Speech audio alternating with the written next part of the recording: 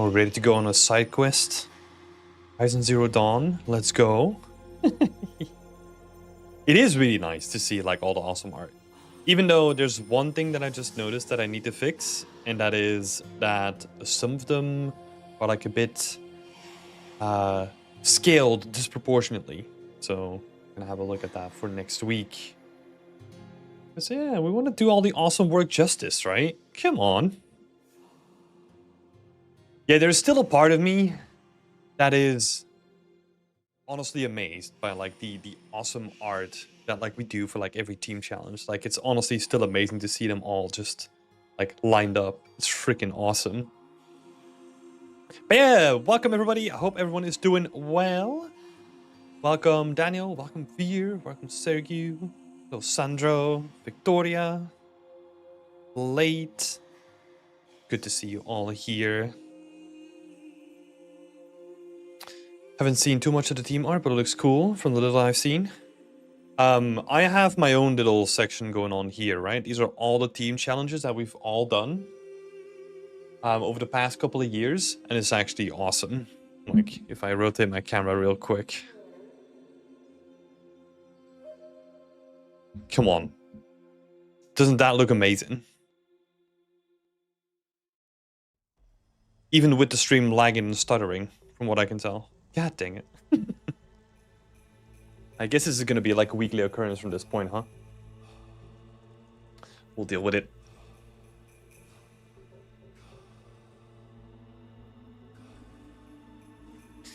Yeah, I'm pretty proud of what all the teams have achieved.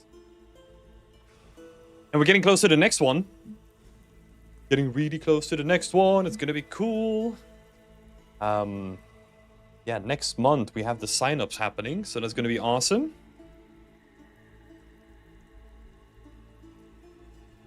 I have my art on the wall, but printed from my printer and taped on the wall. Is it also just printed, you know? They are, I did buy, like, the cheapest frames, though. I mean, they're really expensive frames. Yeah, they are the team challenges. Yep. Exactly what they are.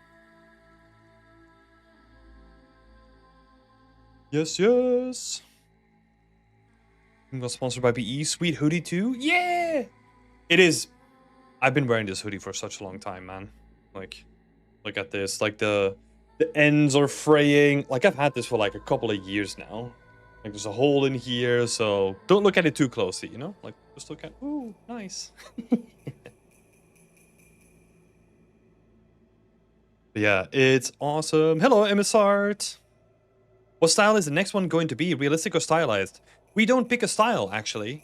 So what we do is we just come up with a thematic, and we organize teams within a style. So basically, on your application, you choose between realistic and stylized, and then you get put with other people that want to do a certain style. So we actually do both. And you get to pick which one. Which is awesome.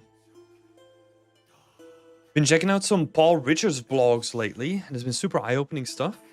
Things like how to break down shapes, understanding why designs work. I've not heard about him, I think. Paul Richards? Oh. Interesting. Have a look. We're going to be jumping around some music as well. Because I didn't really have time to go pick through it necessarily, so we're going to be exploring it together. But yeah, good to see you all here. So let's have a look. What's been happening? So it has been a very busy week. There is a thing that I can't talk about yet. That I'm really excited to talk about. But yeah, that will probably be for next week or maybe the week after. We'll have to see when the best time is to talk about it. But yeah, what else has been happening? Been very busy with course, like lesson updates. On Monday we have our usual like course meeting. So yeah, we had a meeting with like a couple of people. Like the lessons are making good progress. It's been honestly so busy that I've not been able to do too much else. But yeah, we'll see. Talk about it. Only a few months left for the contract.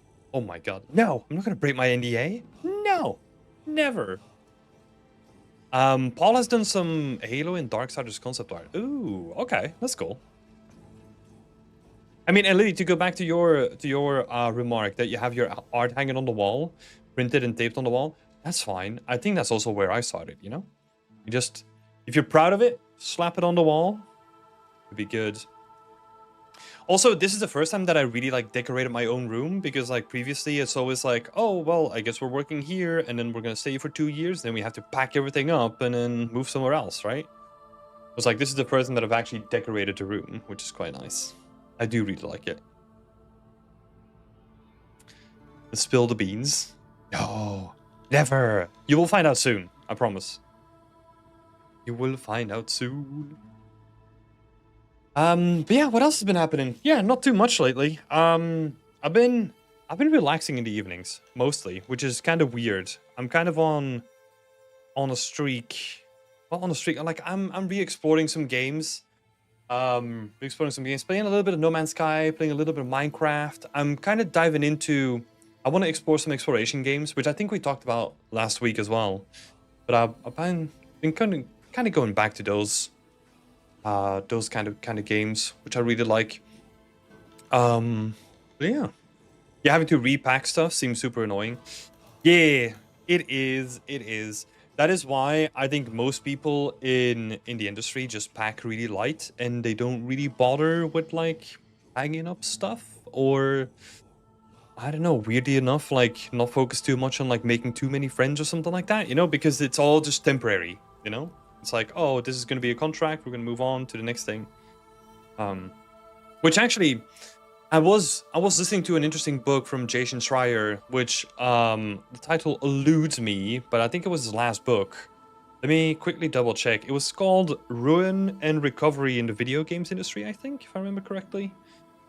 Let me have a quick look here. Let's open my Spotify. Yeah, so it's called Press Reset, Ruin and Recovery in the Video Games Industry. It was really interesting. If you're interested in just like stories from companies and people going through the turmoil of the video games industry, it's really interesting to listen to. Yeah, I recommend that. I've got his first book as well, Blood, Sweat, and Pixels, which somewhere, but I can't remember where. That was really good as well, like a really good read. So like his books, I always recommend reading, just to give you some extra insight into the games industry, which is really cool, and also some history behind like all the studio closures and buyouts and people moving about, and I don't know. It's also what always strikes me. Um, Veer, it is both. So it's a physical book, but I have like Spotify Premium, and like they include like audiobooks now. So I'm picking up like the occasional audiobook here and there. And that was a really good audiobook. What really stood out in that book was how quickly the games industry has changed in terms of like the entry roles and like how people got into the industry compared to now. It feels like so solidified. It's like a proper thing where you hear so many stories of, I think there was one person who literally um showed up. I think it was, I can't remember the company, but showed up at the studio. And he just came in like, "Hey, can I do an interview?" And it just happened to be the day that it was like the first starter day for like a bunch of new starters. And they assumed that he was a new starter as well. So he literally just got let into the room. And that's how he started his like job in the games industry. Like he did no interviews, nothing whatsoever. Enough people just said like, "Oh yeah, yeah, keep following these people, and yeah, this is how you get in, you know?" So he just literally walked in, and it's just like that doesn't happen, especially with the amount of NDA and like the amount of secrecy in games now. Oh my god, yeah, there's no way. I think the same, if I remember correctly, I think Todd Howard landed the same job, right? He just went to the studio like every day, and he was like, "Hey, can I help? Hey, can I help? Hey, can I help?" And at a certain point, they were like, "Oh god, you're so persistent. Okay, we'll let you in." And I think that's how we started as well. It is, yeah, it's different times. The guy needs to hit a lottery. Yeah. Yeah, it is. It is interesting. It's just interesting hearing about those, like, yeah, those like old school ways of getting in, I guess. And then also people that got in as like their first job, and then 3 months later they were the lead because like they were the only person doing the texturing on the entire game. You know, that was still a thing back then. So it's like, hey, you're doing all the texturing, so I guess yeah, just go into it, right? Bingzu said he started off as a senior, even though he's obviously a junior, but he got a position because the structure wasn't really there at the time. Yeah, exactly. I think that's exactly happened in the example that I was bringing up too, right? Like they just went in, and because they were doing the majority of the texturing on the game, they were like, "Hey, look, we got another intern that we need. They also need to do textures, and because you're here before them, you're the lead now. You know, so have fun managing them." It's just like, okay, it is so interesting. I think it's impossible at this time. Yes, it is. It's it's only even only if you think about this from security purposes, right? Like most companies now, they have what is it called? Like, I guess if we want to call it fancy, they have an airlock. So what that means is that you have the outer door that you have to go in with like a badge, and then there's a second set of door that you also have to go in with a badge as well. Because what happens sometimes is that people try to get into games companies and they'll try to tag along with people, and that means that they have to get to two set of doors rather than one, right? So this is like a very common thing. Or you have like the funnel where you have to go through the entrance of the building, and then there's someone at reception that if they don't recognize you, they will stop you, right? Or call security or whatever. Especially at bigger AAA games, like they're multi-million, if not billion-dollar industries now, right? So yeah, it's completely different. The Wild West era of games. Oh yeah, it really was. It really was. I think, yeah, I've heard stories of people actually like because they just wanted to get into the industry, right? So they just show up at a games company and they just like knock on the door and be like, "Hey, look, can I get an interview?" Like there's still people trying that, but it's just no longer possible. Yeah, that's crazy though. Yeah, so that was really interesting. Really interesting book to read. Highly recommend it. If you want to know more about the games industry. Casually strolling into a triple A studio seems crazy nowadays. Oh yeah. Oh yeah. Yeah, yeah. Good idea. Where's your studio? No, it's not gonna happen. I tell you. Like, there's instances that happened at our studio where you're not getting in. You are not getting in.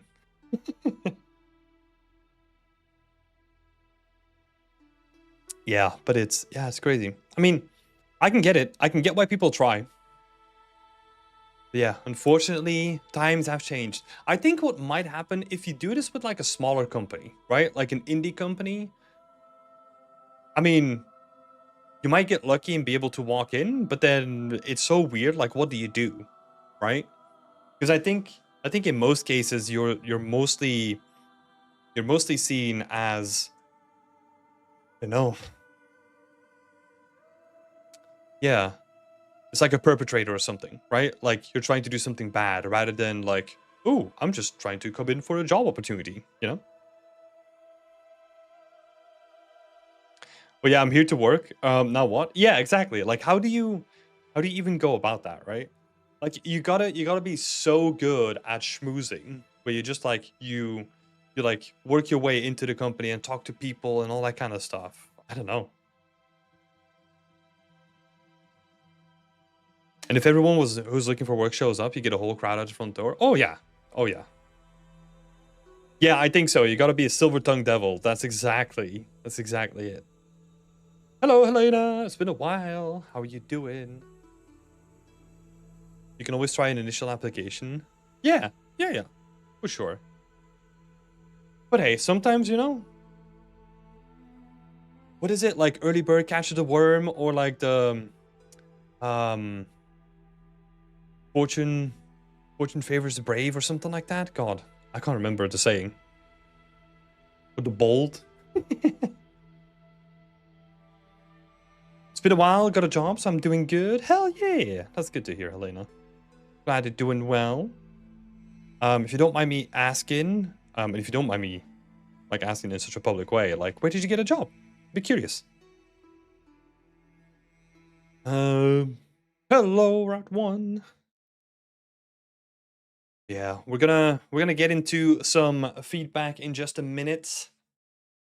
It's gonna be good. If you are new to this stream, I invite you to ask any questions about game dev, about being an environment artist in it.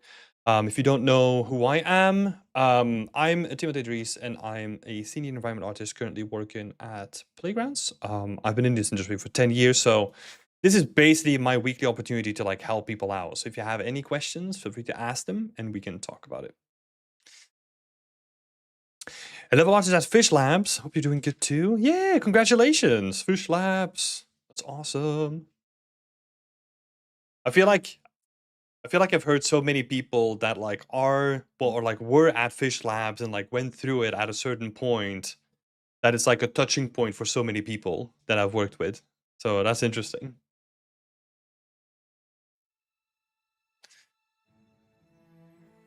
But yeah, congratulations. But yeah, what else has been happening? It's honestly mostly just like ramping up for the team challenges. So yesterday we did like our official post on the announcement of the thematic on social media, right? And then what I've been doing is basically talking to a bunch of people. We got 2 judges confirmed and 5 mentors confirmed as well, including myself. So I think we're ramping that up. We're hoping to close that down at the end of the week so that we have all the people that we need. And then we'll see where we go from there. We'll be making some announcements soon. That's going to be awesome. There's going to be some really cool people that are going to be the judges this time. And obviously some cool mentors as well. Hello, Justine. Hope you're doing well. How's the academic process going? It's going good. We're currently we have 4 people working on lessons, which are in different states of progress, right? I think they're working on 5 lessons or something like that at the moment. So it's going good. It's going good. We're making good progress. Yeah, there's just a whole bunch of like editing and like recording and all that kind of stuff to do still, which is gonna, yeah, we wanna make sure that everything is going good, but it's going good. Like the progress is going steady, at a good pace. Sunny is kicking ass over there, which is awesome. And then, yeah, this week I've not been able to help out too much, but then hopefully soon, I'll be able to help again. How much time do you have to keep free for the challenge? That's a good question. I don't really track my time in that sense, because we have the majority of the system is already set up, right? So it's basically just doing another pass on like, I don't know, tweaking the system that's already in place. My involvement in the challenge is basically, I am the buffer, right? So what I mean by that is I'll do a majority of the organization, some of the social media stuff, and then Sunny is helping me as well with the organization and the social media stuff. And then she's going to be setting up like all the Miro boards, and she's going to do like that back end work. What I mean with me just being the buffer is that, for example, if we don't have enough mentors or we have more teams than we expected and there's no mentors available, then I'll just increase my time that I spend on the team challenges and I'll mentor more teams. Because in the ideal case, what we're currently going for is that we have 1 mentor per team.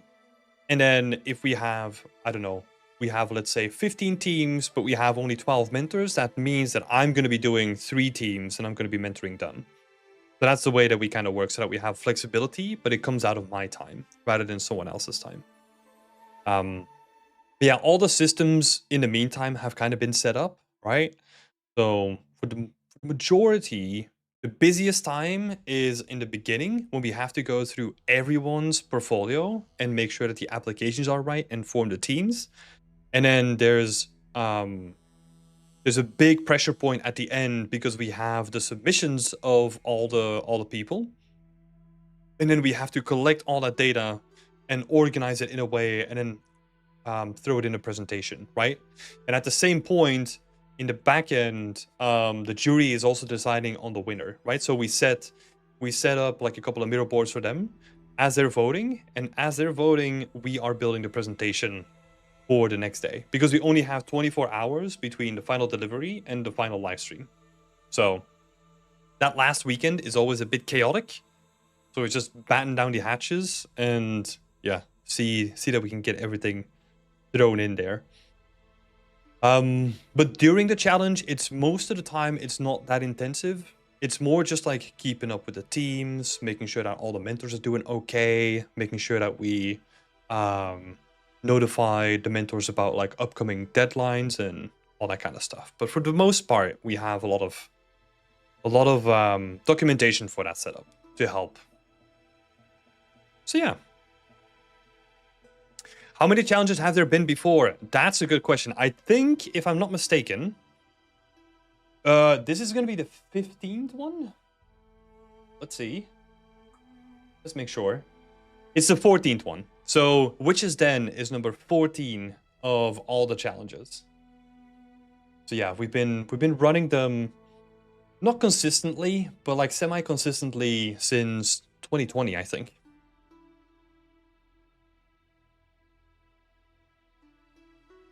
And then every time they've grown like a little bit bigger, and we're gonna see if we can. The hope is, and this is actually like a call for help for anyone that is in our community. If you see any of our posts for the team challenges, if the signups go live, feel free to spread them around as well. I'll do like a shout out like on like these streams as well, because we do want to shatter the record of like last time. And we want to get like more teams than ever. That's like every time that's like a goal that we have internally, that we have like more teams, have more mentors involved, and then can build it bigger next time. On the last challenge, I can't see the projects, Tim. Yeah, I know. Like there's some stuff on the website that is currently broken, which unfortunately I don't really have. I've had the time to fix it, but I know that has been an issue. It's been there for a while, to be honest. Longer than I want to admit to. So sorry about that. But thanks for bringing it up. That's a lot more than I expected. Yeah, in the beginning, it was honestly... so one of our former community builders reached out. And he basically said like, hey, can't we do like a group project or something like that? And that's when we started with like 2 teams. So you can kind of see it like in the corner there. So like the first 2 frames... Those 2. That was like our first challenge that we ever did, Cuban Kitchens. And then it was 2 teams from 4 people, I think, back then. Can't remember. And then we were like, oh, this is awesome. You know, we had a lot of stuff to figure out, but like it was good enough that we could actually build up on it. And now we just have like so many beautiful pieces of art that teams have built. It's honestly amazing. I'm so proud of everyone. Good evening. Hello, Lex. Hello, Harry. One day I'll also sign up for one. Do it. Do it. Do it. Yeah, they're so fun. There's a lot of work involved. And there's always improvements that we want to make to the thing. But I think the next thing is going to be awesome. I'm looking forward to what teams are going to be making for the next one. So yeah, that is oh yeah, by the way, I forgot the dates. But the next one, the signups are going to open on the 11th of October. So keep your eyes peeled for that opening. I love the theme. So excited to see the entries. Yeah, it's going to be good. I think So from all the thematics that we've picked in the past, I think Witch's Den is actually the most specific one that we've picked.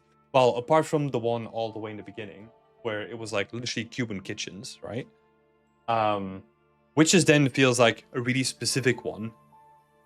And in the beginning, I was sort of scared because we let the community vote on it, right? So it was a community's choice to go for this one. I was sort of scared that it was gonna be like, oh god, it's gonna be so specific. But then I remembered that we had one that was called Sunken Temple. I was like way in the past, and I had the same concerns then because Sunken Temple sounds like, oh my god, everyone's gonna do an underwater scene. And I think out of all the submissions, do we even have an underwater one? I don't think so. Temple, yeah. I don't even think we had an underwater one. So I think that's going to happen with this one as well. Veer is asking, have there been any sci-fi challenges? No. So this is the thing. We don't want to make it specific. We want to give the teams the choice to make a sci-fi challenge if they wanted to. Because that's where we get like the diversity in like what people come up with during the challenge. So I would want to avoid any sci-fi related stuff. It is, yeah, exactly, Justine. Like, I honestly, I would love to see like a team just being like, hey, how can we make a Witch's Den freaking sci-fi? You know? That would be freaking amazing. Like, I'm almost imagining like, what would a like imagine a voodoo witch in like a cyberpunk world that is like partially like android or cyborg or whatever you want to call it, right? Like what would their den look like? Right? And that is really really cool, right? Like okay, there's like a lot of I don't know, there's a lot of creative fuel already in my head where it's just like, ooh, okay, yeah.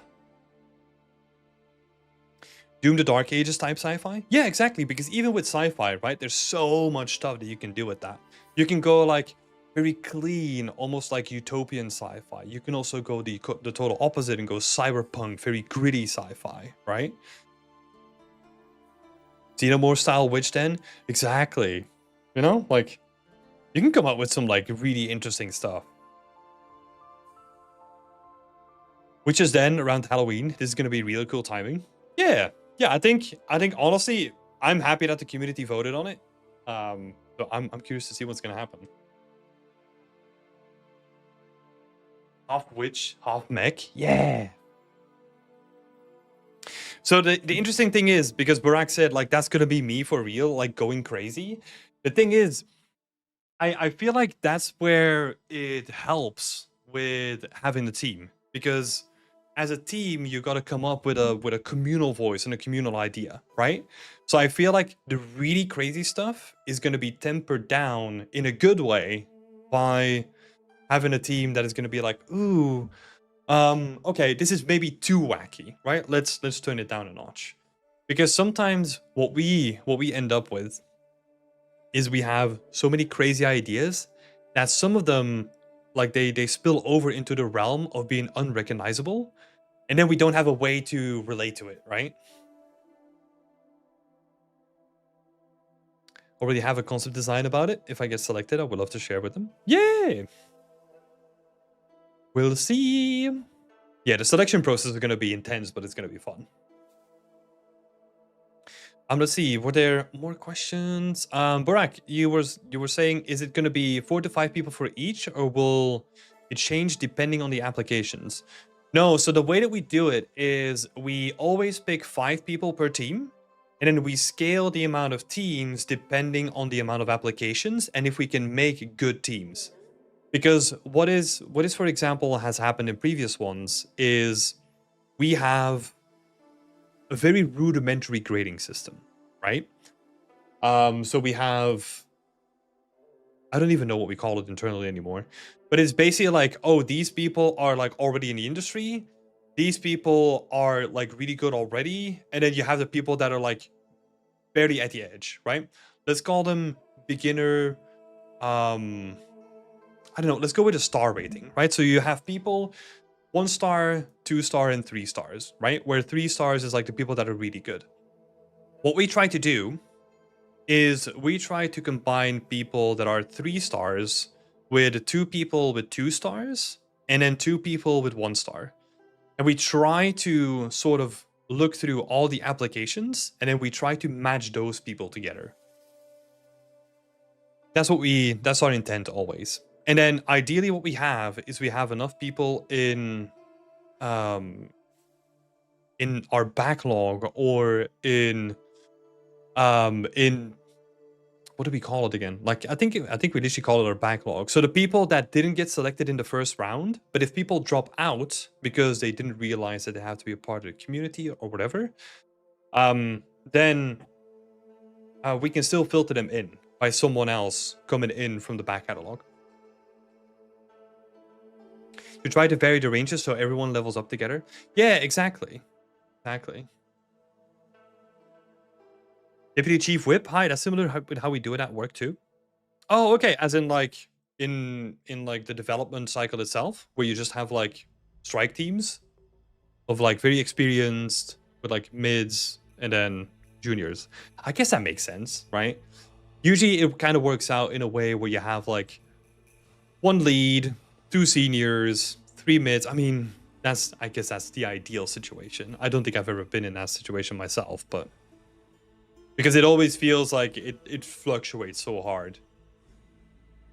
Yeah, now you say that, it makes a lot of sense. Yeah, so that is basically how we build teams. And if we have teams where if we would make a team, we only end up with 5 people of like 1 star, we don't make it because it is too risky, right? Because we don't have anyone that is like pulling the team forward, let's say. I'm a lead, 3 seniors, 3 mids, and 3 juniors. Yeah, that makes a lot of sense. That's a good situation. And then 1 principal. Yeah. Hello, Coffee. Hello, Guillaume. Good to see you both here. But yeah, that's the way that we've done it, and I think it's always gone like pretty good.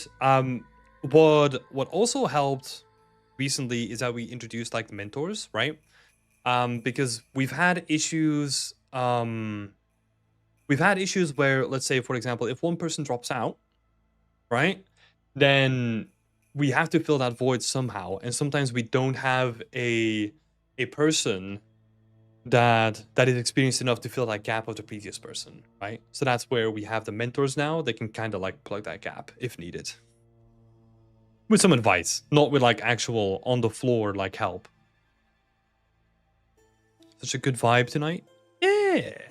We're just chilling. Oh, a company that has juniors? Lol. Oh, we have a lot of juniors as well. We have a lot of like freaking talented juniors that I get to work with. Like it's a pleasure working with juniors.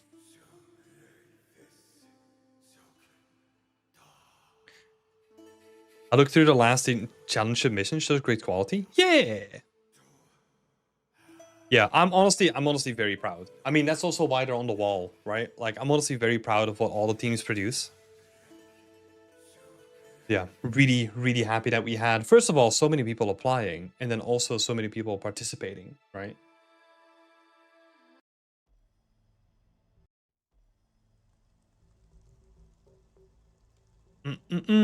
Would love that, but yeah, the teams are created by the team. Yeah, they're created by us, not from us.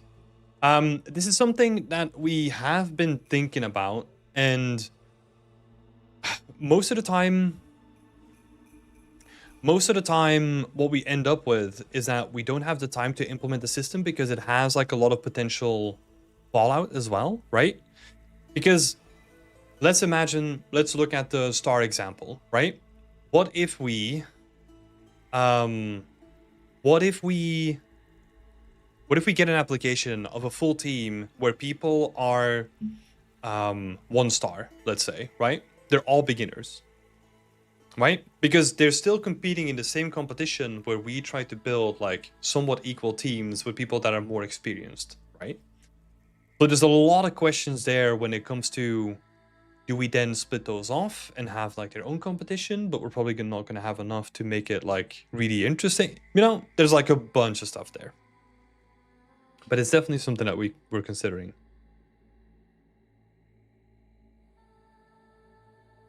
And also, to be honest, like being thrown into a theme, like a team with randoms, is very helpful for the future, because that's basically how the industry works, right?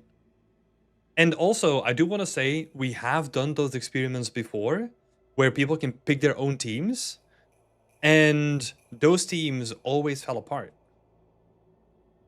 To be fair, we've only done a small sample of them, but they never finished the project, which is always really interesting.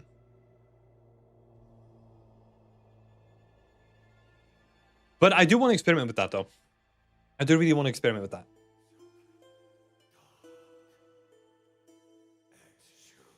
Welcome, everyone. When's the team challenge? So it's going to be the 11th of October. That's when the signups open, and then we run, and the signups are open until the 15th, I think. Let me double check the dates here real quick.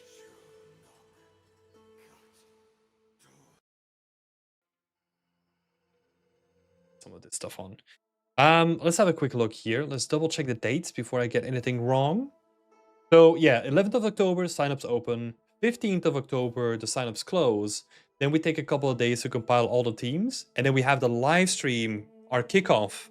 Well, it's not a live stream, it's a Discord live stream, where we kick the challenge off, we introduce all the judges, all the mentors, and then we basically let everyone go into their own separate channels and kickstart the whole challenge.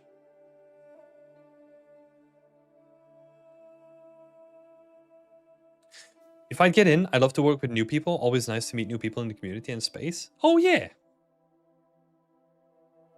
If Lily is like a 1, I'm like a -5 or something. I will probably try to guess which star I'll be. Probably a 1. No.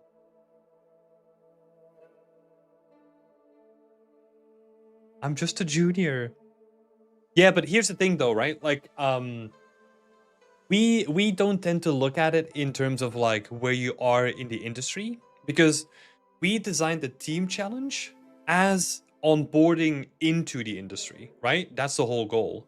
So what we don't want to do is we don't want to only pick people that are already industry or are already in the industry or could be in the industry, because then it's a little bit unfair, right? So we want to give people the opportunity to join a team challenge and then work their way up so that they have like a team-based environment that they can just show off and grow through, and then use that for their next application, right? That's always been important for us, and that's going to be the standard going forward, because that's why the team challenge exists, right? The biggest thing is that you get to work together and do as well as you can. Yeah, 100%. And I think surprisingly also, a big one is source control. It helps a lot from the feedback that we've gotten, that people got on a job through the team challenge because it was very interesting to them, as in what you're saying, Deputy, is like, hey, this was awesome that you already worked within the team, so we know that we can trust you there. But then also source control is a big one. Already having like a little bit of an incentive. A little bit of knowledge, not an incentive. I assume the teams are assembled by weaknesses versus strength, because that was the form we filled out. That's where my assumptions came from. No, because it's too easy to lie about them. We have had to deal with that in the past, where people would like, it's not even lying, right? It's misjudging how good people are or how bad someone is at something, right? Because you have people across the whole spectrum. Like, you might have a person who is really timid and doesn't want to like brag about their skill set, and they're gonna say that they kind of suck at everything, right?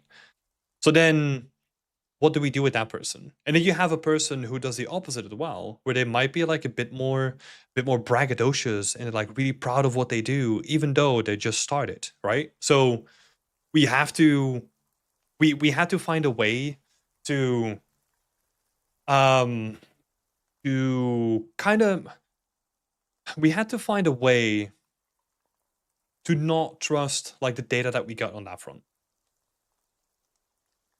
And that's why we stick to the portfolio, right? And to be honest, for the most part, the people that we do let in, if they have a good track record of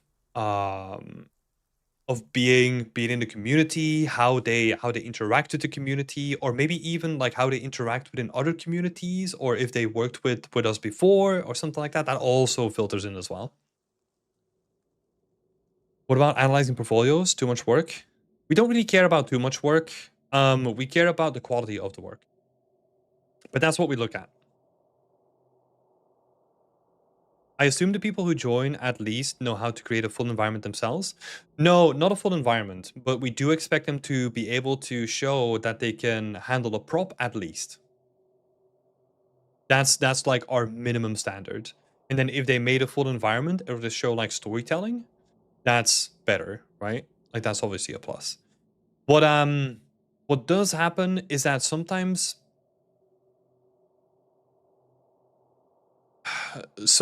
we know that there's like skills missing, but we do let them in because we have the feeling that they will still be able to produce their stuff, right?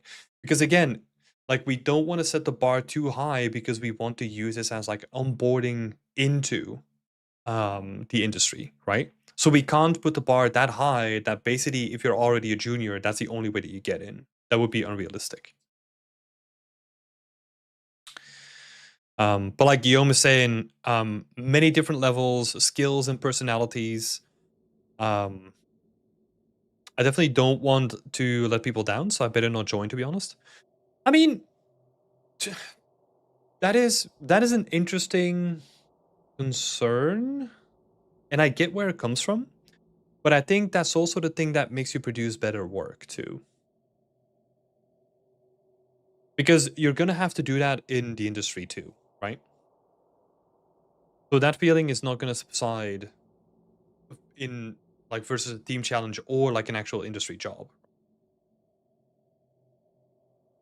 Um, but I mean, I'm not pressuring you to do either or, right? I'm just saying that that is going to be a reality of the industry anyway.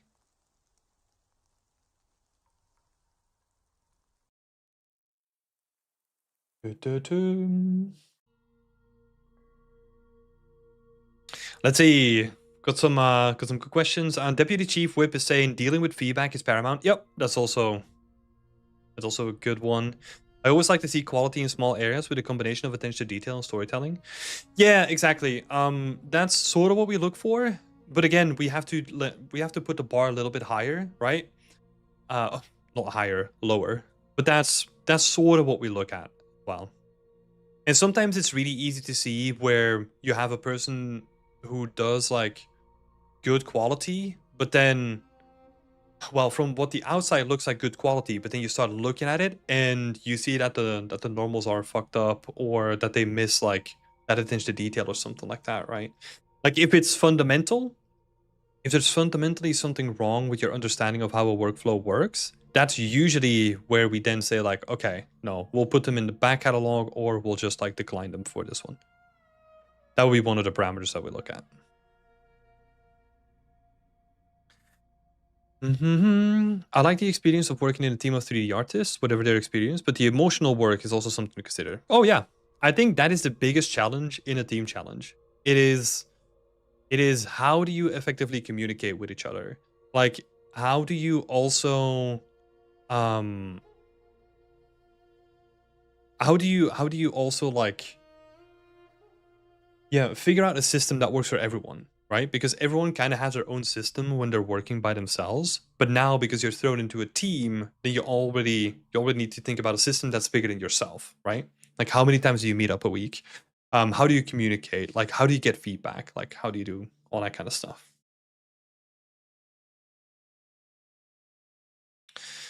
Yeah, but then it's a job.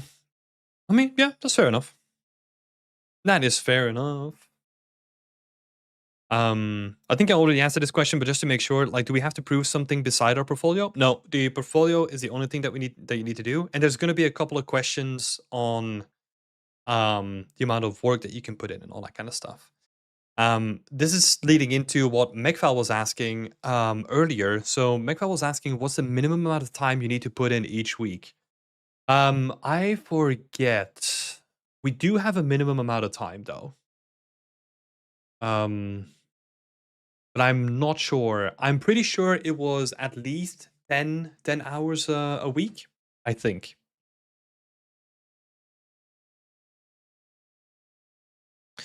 The team challenge also brings questions on how to be the most democratic when you have to make a decision. Yeah. Yeah, I think it was 10 hours. We have basically like multiple choice where it's like 10 to 10 to 15 hours, 15 to 20, and then 20 plus or something like that. I can't remember the exact times, but that is on the sign up as well.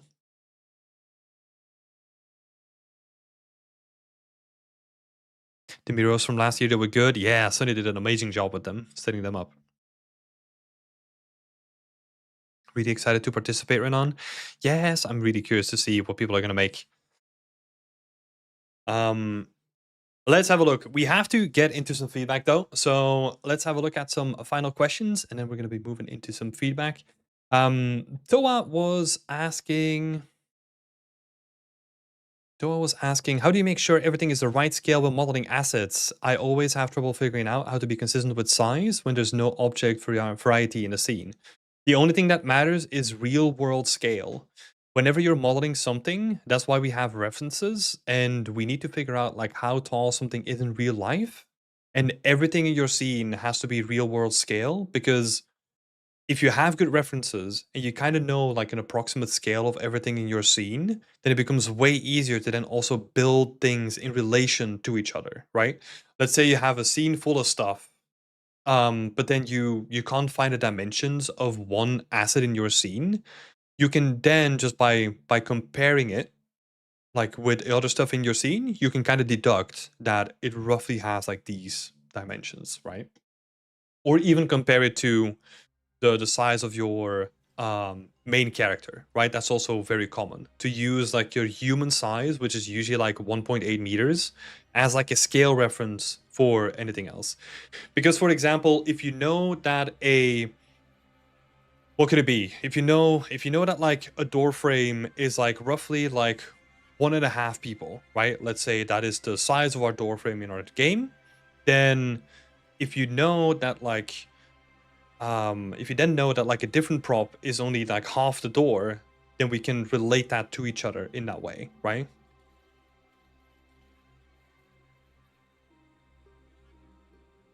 Grab me a drink and a snack. Let's go. I'd work like 40 hours a week then. That is what we do not recommend that, but that's what a lot of people have done in the past. What we see is people are really excited at the beginning, so they put in more hours in the beginning, and then in the middle, they drop below their expected hours, and then at the end, we see a massive bump that is probably bigger than the bump that we had in the beginning. Which is really interesting to see. We got some good data on that, like last time around. But yeah. Always use human references in my scene? Yeah, that's good. Just scatter a bunch of stuff, like a bunch of those human references in your scene, and that's good. The deadline panic, it always is. And I don't think that's ever going to change. It always is like that. It is the same in development as well. It is the same in team challenges. It is honestly not going to change. So yeah. All right. Let's switch on over. Let me just move stuff about here so that we can read Discord and all that stuff.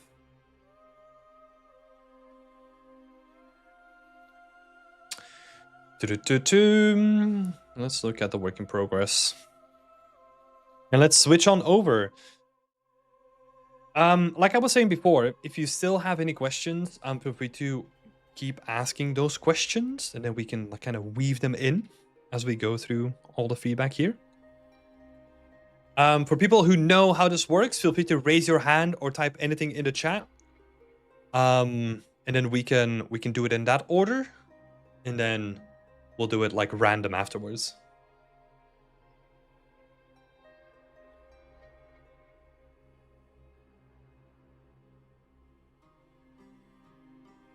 Sergius first, then we got Sandro second.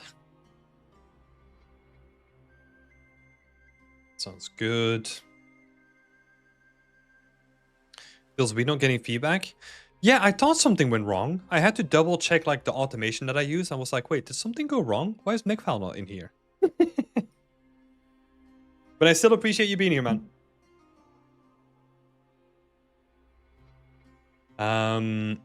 Let's see. So yeah, we're gonna start with Sergiu, then Sandro, Bermora, Emissar, Victoria, and then Senkai.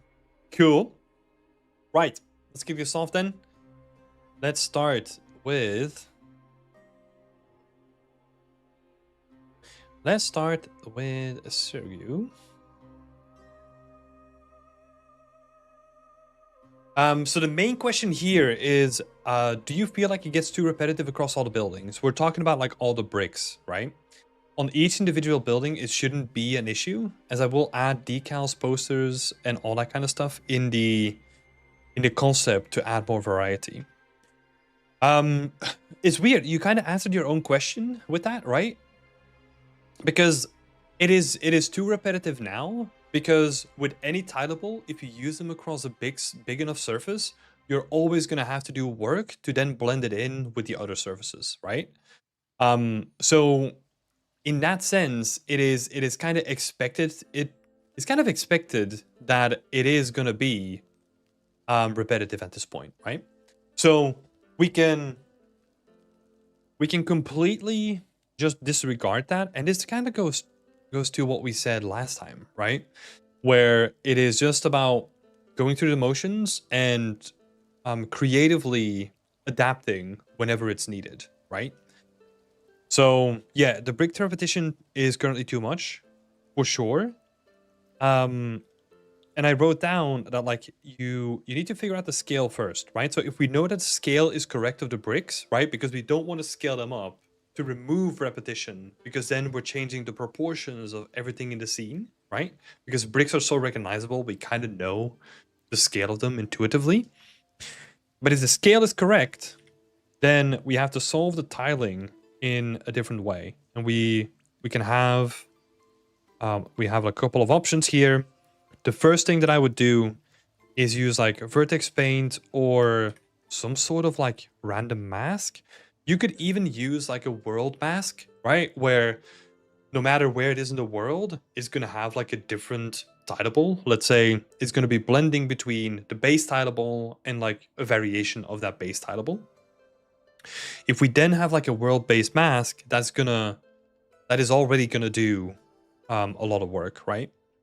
Decals can also work, Burak, but the thing is with decals, we have to do a lot of manual placement, right?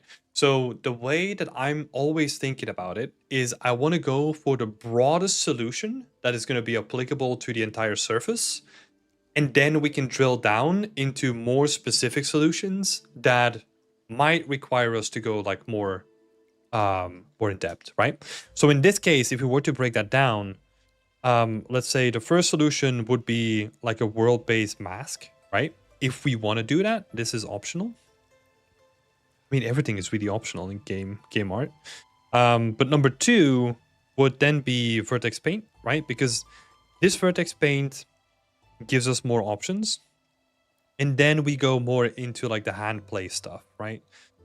So then we have decals, and anything else that we want to add.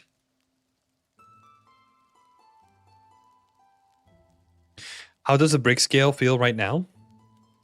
This would have been helpful if we have like a scale reference here, right? But it doesn't feel like it's off.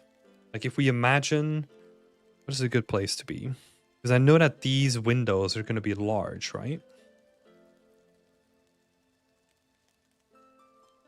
If we imagine that that is a person, I think those bricks actually look quite good. Right? As like a rough comparison. Yeah, I don't think the scale looks off on them. I think the scaling on it is actually pretty good. But yeah, so this would be the sequence to think in, right? Go for big to small, basically. Or in this case, from automatic to manual.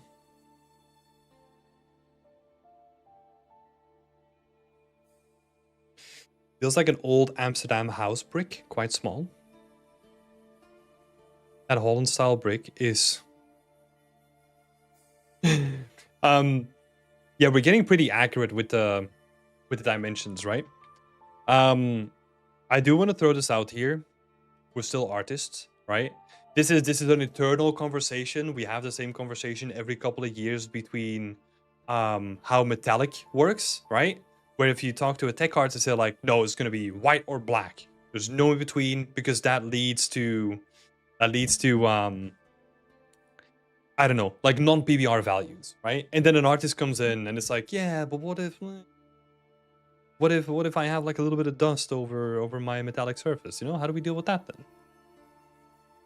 then? I'm just saying that in a way that like sometimes just focusing on the proportions rather than the specific dimensions helps a lot.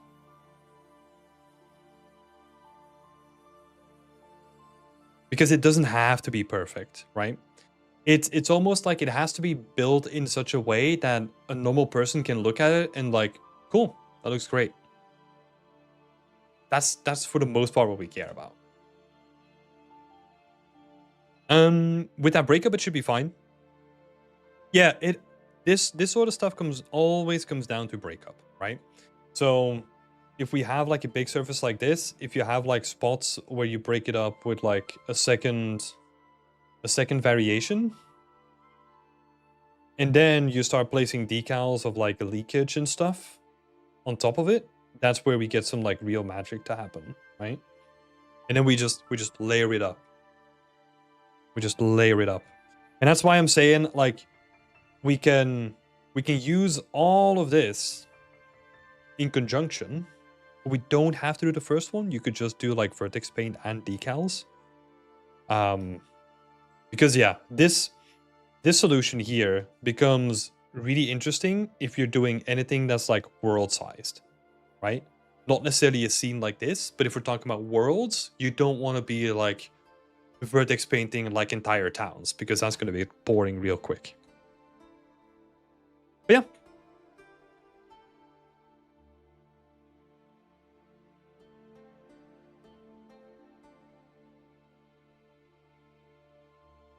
Looking great. Let's go.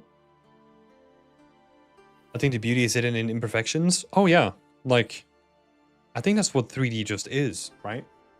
It is just the layers and layers of imperfections because that's what makes something that is 3D not feel 3D. You can also model brickwork and mix brick sizes as if there are repairs. Yeah, that could be done as well. That could also be like in this hierarchy, right? Where you just pick like sections where you do like unique meshes or something like that, or like unique cutout meshes. Yeah, that's also a good option too. All right, let's have a look at the second one then. So we have CGI Sandro. Thank you so much for sharing your work, Sergio. Appreciate it. Looking forward to the next update as always. And we're going to be switching over to Sandro. Let's have a look. I'm planning to use some modeled bricks on the edges as well.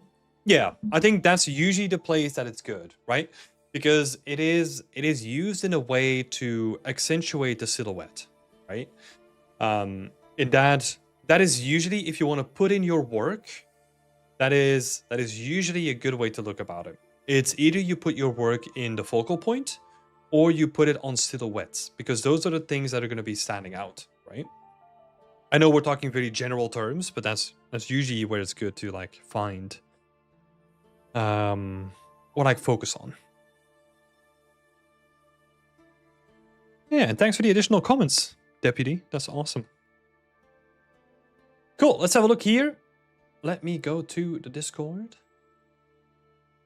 So, Witch Hunter's Dwelling. Feedback request. Since I'm still at the beginning of my journey to becoming an environment artist, I love some feedback.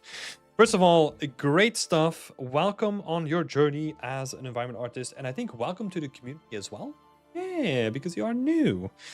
So thank you so much for being here and sharing your work. And glad to see you on your journey, man. It's awesome. Now, let's dive into what you wanted to talk about. So, was it a good choice to focus on modular modeling first before diving deeper into materials? In general, that is the recommended way of working, right? But I noticed in my own artistic journey that that is the ideal way of working. What I mean by that is if you are a person that wants to work in that way, that's fine. But don't be afraid to add some flexibility into the mix. What, for example, didn't work for me is that, you first of all, you model everything in your scene, and then you add additional models to your scene, and then you texture everything, and then you do this, right? And it all feels like very, very separated, and it doesn't really care about like how you feel in a particular day, or if you, I don't know, you don't feel like doing modeling or something like that, right?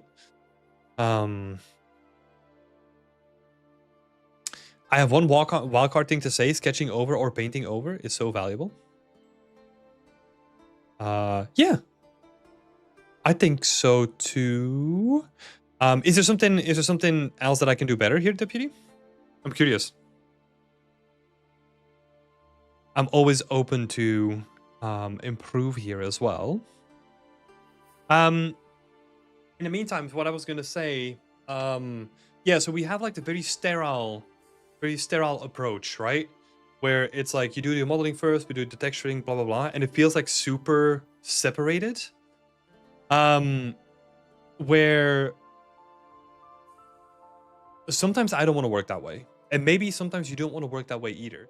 Because what I found is that it makes total sense from like a logical perspective, but what I like to do is sometimes I like to jump around and give myself a bit more flexibility. So let's say I have like a prop finished and I just want to texture some stuff. Yeah, I'll do that, right? Because we have to be very aware of what we have to be able to manage like our motivation and like our emotional battery when we're doing like any artistic creation, right? So yeah, I just like it. Like sometimes it's nice to jump around. Also from like an industry perspective, right? I know that I'm just giving you a bunch of context here. Is that sometimes what we do is we build a benchmark first, which basically means we take a small part of our scene and we finish that as best as we can to our abilities, and then we can kind of use that as a benchmark for the rest of our scenes. That could also be a way of working. But it's very important to manage your energy, because sometimes where this workflow doesn't make sense is because it can be really draining that you just have to look forward to the next couple of months only being modeling, right? I hate the sound of that. And what this also does is that once you do an update to your scene, the only thing that's going to change is like some model detail. And it's very hard to stop yourself from like continuing on doing it. So yeah, what I tend to do is I have a different focus. I focus more on like, okay, what is important on the scene, right? And we know that like in this scene this is going to be the focal point, right? This is where all the people are going to be watching. So what I would do is get as far as possible with all this stuff here, and then do a basic pass on all the rest, because what that helps you to do is it helps you see visual change way quicker than just being like, okay, everything is modeled in the scene now, but it's still a gray box, you know? Like, that is very demotivating to look at, especially when it's a full scene. So yeah, just throwing out a bunch of context there. I don't like to be rigid, and I need to stay motivated, so I put some textures and turn the lights on, and then I feel lost in too many things. That's a good point. Before we dive into that, Deputy was saying, it's something that I like to say to my artists. I get them to block out scenes to a certain point and then add some details in a sketch. That's a good, that's a good recommendation. I see what you mean. And then you go further with just, and yeah, it's really just a handy skill. Yeah. Yeah, because what we thrive on as artists is that we see visual change, right? That we can see like, hey, I'm making progress. And we're going to be talking about this more with like someone else in line as well. But it's like, it's this very rigid approach is one way of doing it, and then benchmarking is another way of doing it. And then my like focusing on like what you want to do is like a very free form kind of way of doing it. And I think they all have their place in certain moments.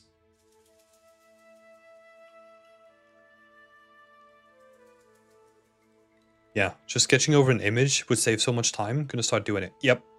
Wherever you can, like doing anything in 2D is so much quicker than trying to do it in 3D. That's a great point. But going back to what you were saying, Sandro, if you feel lost on too many things, since this is your first thing to do, like since this is your first like journey as an environment artist, an environment artist journey usually doesn't start with a full environment. A full environment as your first thing to do can be and is very overwhelming. Because usually what happens is that you have to combine multiple workflows, multiple pipelines, and different programs to get to a point where it starts to look good, right?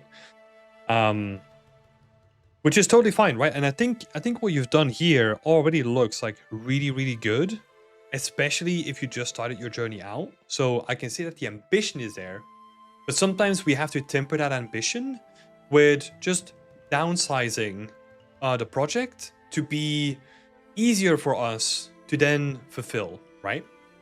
Because what we want to do is we want to get to a stage where we can finish projects that are, for the most part, within our comfort zone, and then 20% challenging. There's actually a lot of psychology behind this, that is roughly the best balance to keep up if you want to challenge yourself. I know that that's very hard to determine, but yeah, so that might also be why once you start doing this stuff now, it's like, oh my god, there's still so much to do. Like, what do I do here?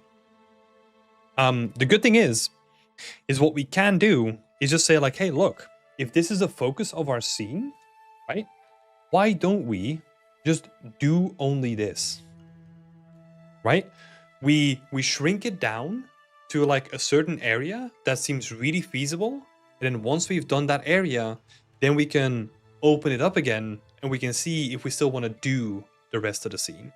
Because it's also completely fine if you only finish this, like if that is done, right? That is a project that is done. You can put that on your portfolio and you're good, and you can move on to the next thing, right? However, if you still have the motivation left to do the rest of the scene, you already have something that you have as a backup, right? I used to call this building in a save file, right? So whenever you're working on this project like this, you just shrink it down to like what's the easiest thing to do. Do that first, and then you expand, right? Normally you do that between projects, right? But if you already are doing a project, there's nothing wrong with just like scaling down first and then opening it back up if you still feel the motivation after that. There was some other questions as well. One thing that I wanted to note here is I see a lot of concepts, which is good. However, I want to see more realistic surfaces. Whatever is portrayed in the concept, I want to see realistic, the realistic images for that, because we cannot build an effective library to start building 3D from by only using a concept. We need to go deeper. We need to actually look at like, okay, what does this stone look like in real life? How is this table built? What does this chandelier look like in real life? What are these things? Like, how do we do a picture frame? Like, all that kind of stuff. It's nice to have the concept because that ties the whole thing together. But what we actually want to do is we want to get more concept or like more inspiration or actual like real life examples of what this stuff looks like in real life, so that we can then be better at replicating it in the future. Cool. And then the last question here was like more dramatic lighting. Not something to necessarily worry about now, but a lot of this is going to come down to atmospherics. Because you can kind of see that if we kill all this stuff, we can kind of see that we have some like very nice fog and dust in the whole environment, right? And that is, for the major part, the difference between what you have here already, apart from the material response and all that kind of stuff, right? And maybe some additional lighting. The majority of the differences is actually coming from the atmospherics. And then obviously the lighting, like interplaying with those atmospherics, right? But that is something, it's always going to be about iteration, right? So you do a thing, you see if you like where it's going, and then we adjust, right? And we do this like 1,000 times until the project is done. And that's how everything works. That's how games get made. That's how a prop gets made. So the iterations is very, very important. Yeah, I hope that was helpful, Sandro. Best of luck. I think my advice would be, honestly, if you feel overwhelmed, scale down to the focal point. Really focus on that like table in the middle of your scene and try to make that look as good as possible, and then build your way back up after it. Because yeah, manage your energy, right? That's what we talked about. Very important. Cool. Thanks a lot. Really appreciate it. No worries. And thank you so much for sharing your work, Sandro. It's like I said, great start. I love the ambition here. You're gonna do great stuff. It is honestly half the battle is just like with yourself, right? It is just like, how do you manage your motivation and how do you pick a project that is right for you and all that kind of stuff. Like, you're gonna learn so much.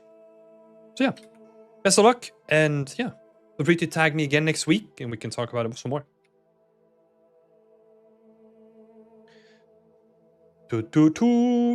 Looking forward to updates on this. Yes, it's gonna be good. I'm so happy to be here. Let's go. Happy that you are here as well. In the meantime, let's have a look. Who is next? Fair is next. Let's have a look. Oh.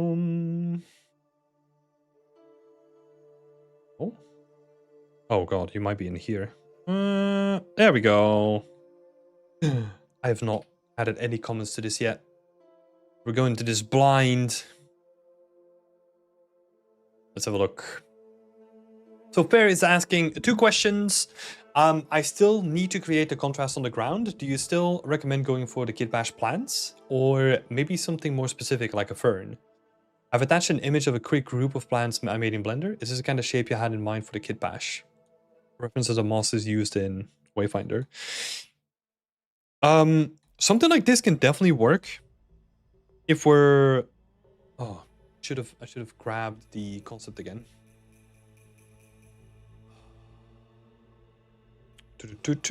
If we get the concept and we zoom in on this bad boy, let's have a look. I honestly only need like this section. Right, so if we were to look into it,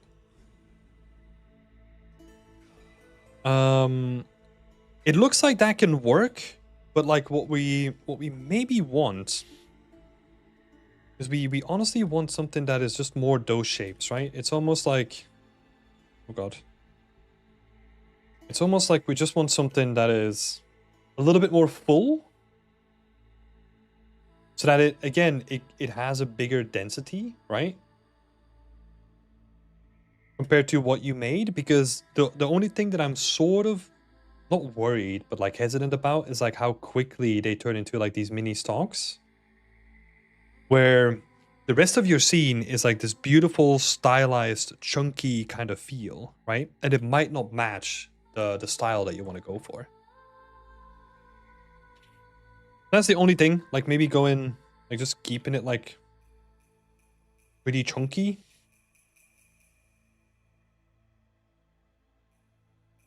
It's gonna help with that.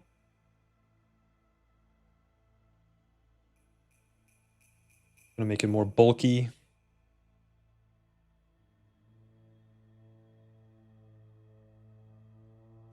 Yeah, this is just purely going from the concept, right? Just looking at like what is in here. It kind of looks like it's all like pretty chunky kind of foliage. So that would be, oh god, that would be the first thing, right?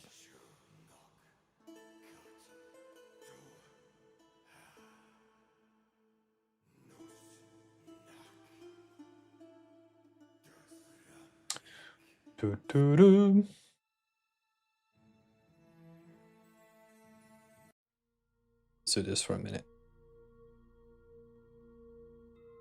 Right. So yeah, that would be the first comment, right? Let's see. Something more specific, like a fern. I've attached a group. Then a reference to the moss in Wayfinder.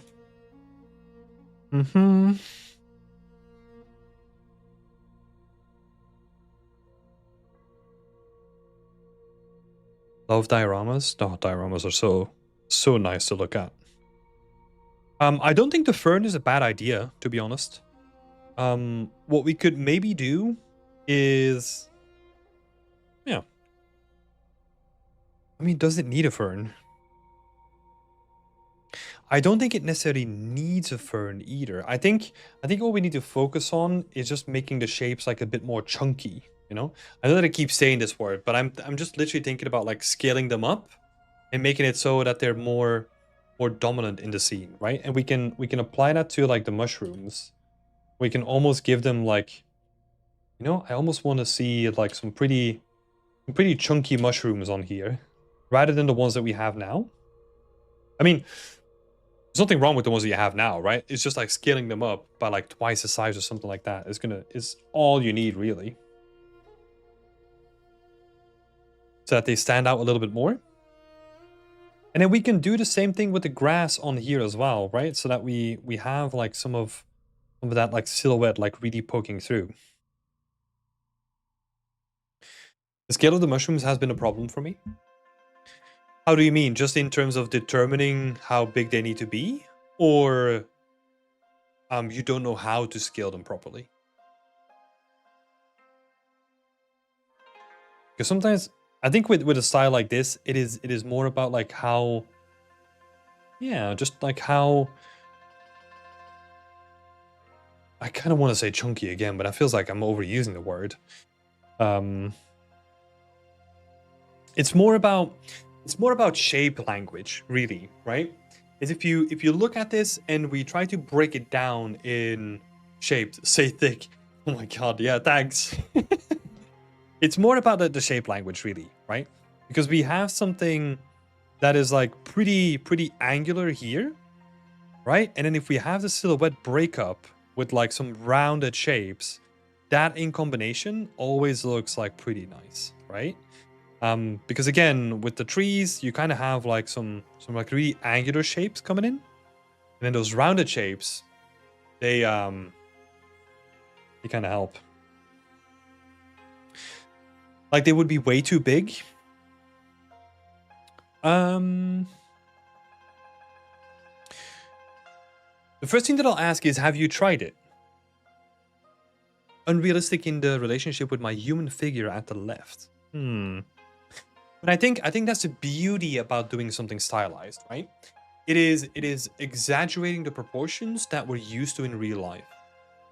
And I think that's sort of like when you're doing stylized things, you kind of lean into that, right? Or, well, that's my opinion at least. That you have to, for the most part, lean into it and kind of make things a bit more exaggerated than you otherwise would, like a realistic art style. Like how far you go in that is up to you, right? But I think we can definitely like exaggerate a little bit more. Or what we could do, and this is actually something that is somewhat visible here, is that you kind of pick a dominant one, right? So in here it's really visible, right? So you have like the big one here, and then you have just like a couple of small ones that like support it. That sort of hierarchy, right? Where you have like big, medium, small, which is like a term that can be used in so many ways. But it's basically whatever you do. Let's say you have like a big rock, right? So this is my big rock. The way that you then embed that, wait, let me just sketch it on the side. So you have like your big boulder. The way that you then like blend that with the terrain is by just like doing big, medium, and then small stuff next to it, right? And this visually, like, always looks good. If we just strip out like all the details, like just a hierarchy of something chunky, like not chunky, something big, something medium sized, and then something small sized. That hierarchy can be applied to anything, right? Think about the stuff that you have on your dining table, right? If we're doing set dressing on like a dining table in a game, you put a big bottle, you put the medium glasses, and then you put like some crumbs or like some stuff next to it, right? Like you can do that in so many, you can apply that in so many ways. And you can do the same thing here. For like the mushrooms, you just pick like a big one, and then you pick like a smaller one, and then you add like a couple of small, like really small ones next to it. I've been trying to add that rule to my rocks, not very successful maybe. Let's have a look. I think honestly you're on a good road. I think what you might be struggling with is that the grass placement is kind of like obfuscating the smaller stone placement. I think that is what is happening, right? Because we see big, so we see like big, and we see like the medium stuff coming in. The only thing that we're kind of missing is like some small stuff, but that is probably hidden by the grass, right? Or it might not even be there. But the grass is going to make it like really difficult to see regardless, right? So what you then do is, this is where all the elements of your scene kind of work together in a way, right? Because logically, if you have a big rock, let's say this is carved into the landscape, right? What is going to happen is you can have like grass like poking out of it, but it's obviously not going to be sticking through it, right? But we can kind of give it like a little bit of space around it, and then we can add like smaller pebbles next to it as well. Because sometimes it's just like seeing where you can see like the opportunities of like, okay, what if I want to add like a smaller rock here and there? Like, how do I do that? And then it's just about making room for those smaller rocks, right? Because all the components are already here. And I think you're not doing a bad job, not by any means, right? It's just like about the details we can probably like cut a little bit away of the texture and then have like a couple of small ones and then place like a individual grass next to it to kind of accentuate like some of the edges. And those are the details that are going to help stand out. Especially in a diorama like this, right? So let's recap that a little bit. So big, medium, small, right? And then once you've done that, then we need to look into hand placing elements.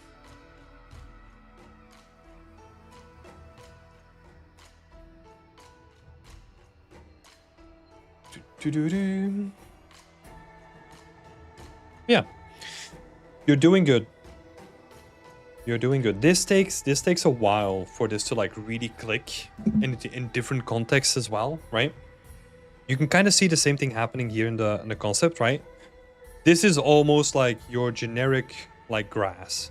And then you kind of have like some unique grass that is placed here to accentuate the blending between the tree and the roots and the ground, right? And spending your time actually placing individual things there in something small like this is going to be worthwhile.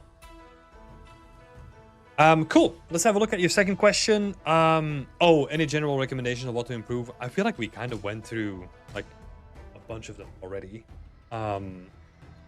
So I hope that was helpful. I do like the updates though. I do really like the updates. There was one tiny thing, and this is something that you changed like in the last week. Be careful about leaving these tops like revealed, right? Like be careful with like showcasing them, like try to hide them if possible. Or do something where like the top of it is actually like a nice piece of sculpted wood or something like that, right? But that might still be work in progress.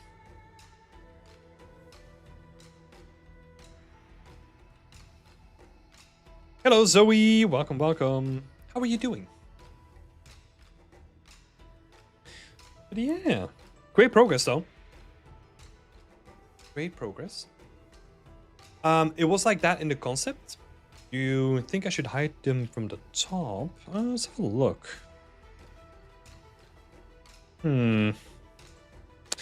Yeah, this would be a case where look at real life examples, right? This kind of looks, it doesn't look too great.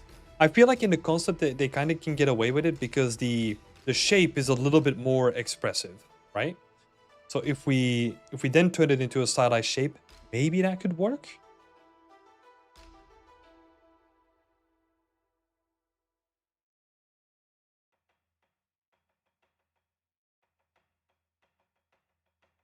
But it is worth looking at real life examples and then seeing if you want to go with the concept art way or if you want to go with like the realistic way, right? Because honestly, if we were to, let's say this is your top and then we kind of start like covering it up with a bunch of like additional things until it starts to look really nice, I think that could also look really good. So it's either it's basically either like version A or version B, as I write 1 and 2.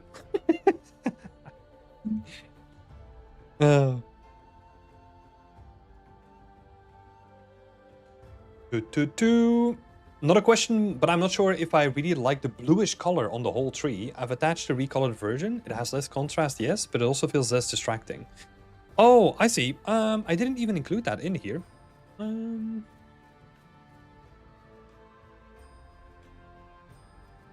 But it's basically version A and B here again, right? We have this one here versus this one here. Honestly, this is a thing where you get to decide what you want to do, right? And then you can just say like, hey, look, if you like this more, it's not as distracting. That is totally valid to go that way. Because art is still subjective, right? Like it's an expression of who you are as a person, and that is going to be baked into this art. So if this is, you've done the comparison, you like this way more, then it's completely fine to go that way. Because not everything has to be like 100% the concept, right? We can kind of put our own spin on it too. Cool. But thank you so much, Fair, for sharing your work. Yeah, great updates. We didn't even talk about like how much like more filling the trees are now. I like them way more than they were before. I think they kind of add to like the whole like, God, I'm gonna say it again, chunky vibe, you know? Like they feel like more filled out, like they feel like more robust, and they feel like a more cohesive shape rather than the very flimsy shape that it was before. So yeah, I like them way more. great job on that. So yeah, good stuff. Looking forward to see the next update next week. Thank you so much, Fair. Someone needs to count how many times the word chunky was said this week Wednesday. Oh, let's do a drinking game. Yeah, that's gonna go. I feel so chunky tonight. I'm not gonna lie, I always feel chunky. Oh my god. Yeah, let's do a drinking game. That's gonna go right. I feel like there's something wrong with them. My poly count is very low for the big one. 1 point. There's nothing wrong with the poly count on that. So the only thing that matters when it comes to the poly count, right, especially on stylized, well, I guess on any asset, is if I can see the polygons, then it's time to add more. But you know, sometimes with stylized projects, that can kind of work into the charm. So the reason why I was laughing, 1.8k tries on my first development that I was working on Planet Coaster, that was like a high budget for some of the stuff that we had to do. You know, like 1.8k tries was like, wow, okay, I can go crazy. Where most of the stuff that we made was like, I don't know. God, some of the assets that we made were like really low. Like a couple of hundred tries for the most part. So yeah. It just brought me back to my my earlier days. Cool. Who is next in line? We've got Emissart. Emissart, you have to remind me what your username is. I'm gonna guess. Let me see. God, the Venetian one? Is it this one? It is, right? Let me see. What is the name? Yes, let's go! No, I got it. I got it. I just need to get better into like distinguishing like all the names, right? Cool. Please don't change the YouTube name for this stream. We'll figure it out. I'm saying because I saw Horizon Zero Dawn had like 50k try trees. Yeah, but yeah. Yes. But they're also, they have a different art style, right? And they have different budget. Do not, there's so many factors that come into play where like you only need to add the amount of polygons that you need to support the silhouette, right? So gross generalization, but for the most part, that is somewhat the base reason of poly count. Wait, is 50k overkill? Oh god, Slate, get out of here. Get out of here. You're not gonna tell me that you just like slapped Nanite on. Ah, fucking Senkai, no! I was literally about to say that. God, oh my god. Okay, let's have a look here.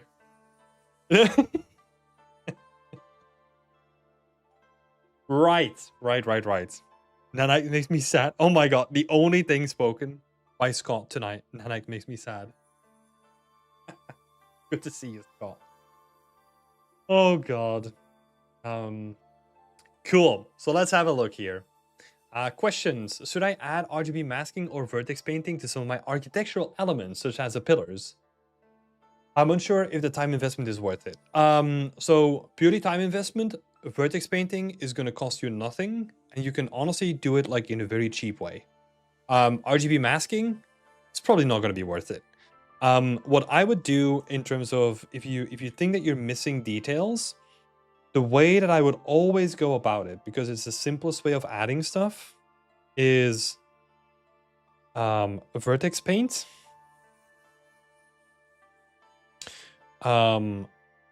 Plus decals.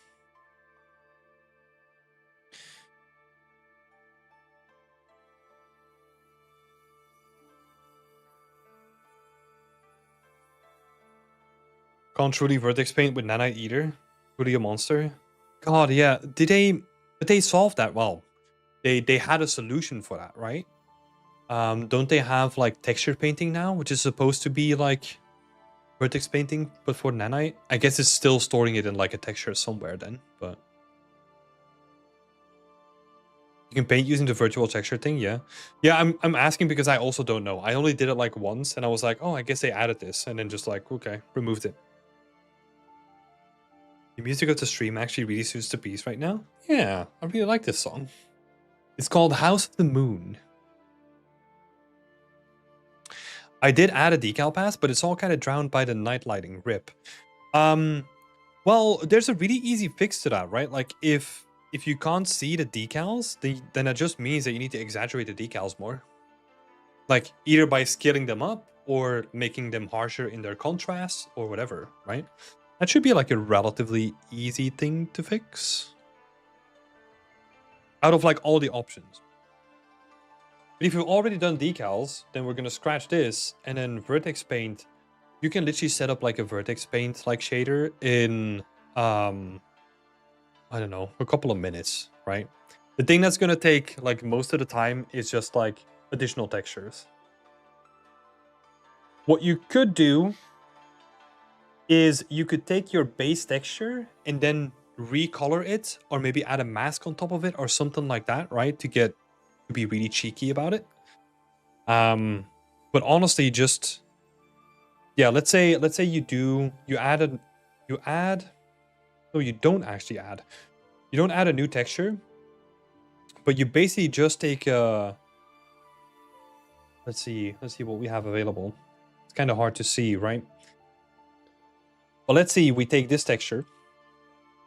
We use the same texture, we then multiply it with like a different color, right? With like a darker color or a lighter color, and then we can like vertex paint like certain areas so that the bottom section of the wall is going to be darker.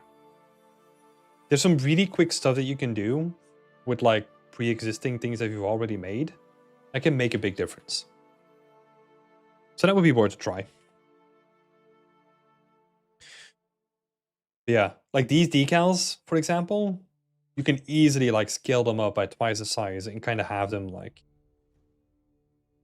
be more impactful, right?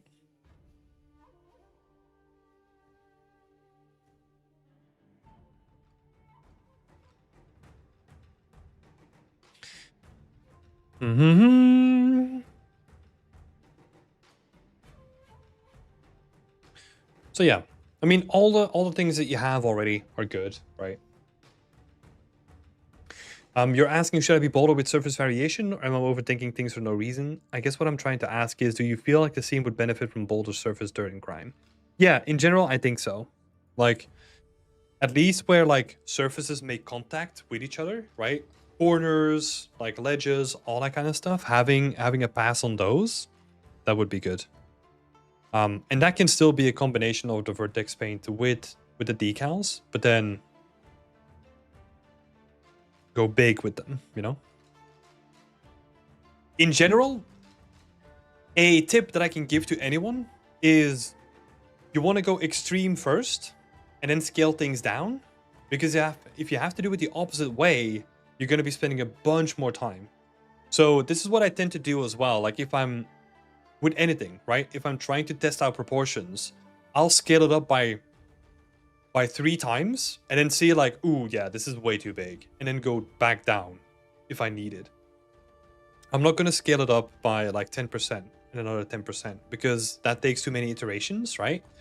It is always good to be bold in the beginning and then scale it down. It's way easier and way quicker. Now, the second question is, I've remade the decorative triangle flags, but the color feels off to me. Any opinions? Triangular flags? Oh, here. Yeah. They just feel like pretty generic, like party flags. Like they feel a little bit out of place almost. Because also just looking at it from a color perspective, right? Like all the colors are like very harmonious, and they kind of feel like nicely blend together. Where these guys, like, they come out swinging with their color, right? Where it might be nice to mute the colors, or like pick something in the same color palette range, right? That might be helpful.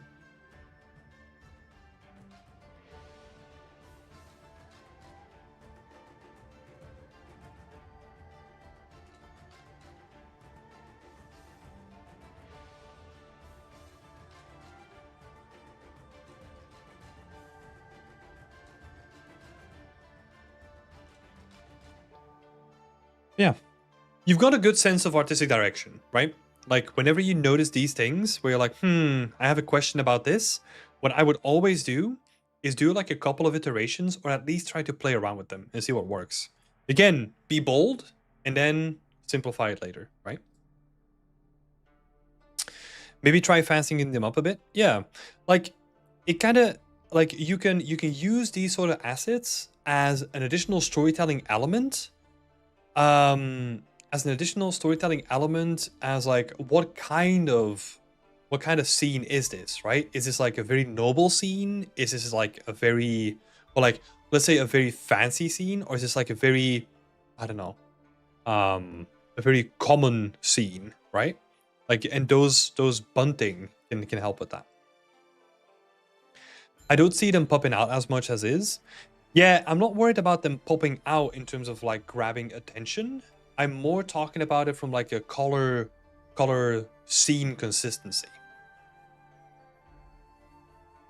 Because they're not necessarily like attention grabbing because the light doesn't hit them, right? So I'm not really too worried about that. It's more just the color of them.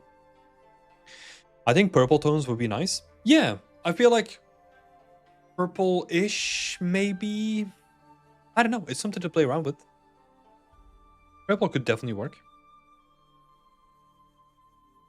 Or thinking about like, if this is like a historical scene, maybe we can like use some of these patterns for the bunting, right? And kind of make them like a little bit more fancy. Maybe that would be something to look into.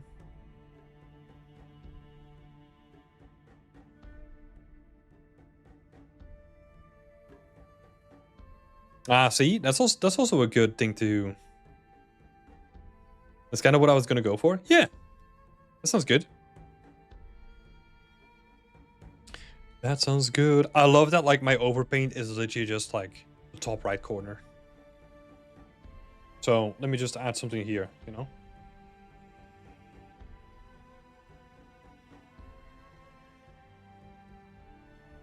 There we go. Kind of balance the whole thing out.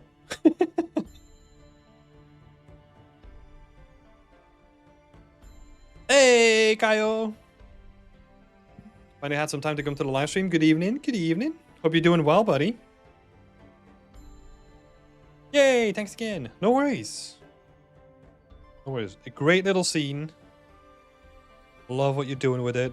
We're getting close to the final touches. Yeah, great stuff, man. Great stuff. Let me grab a sip of water.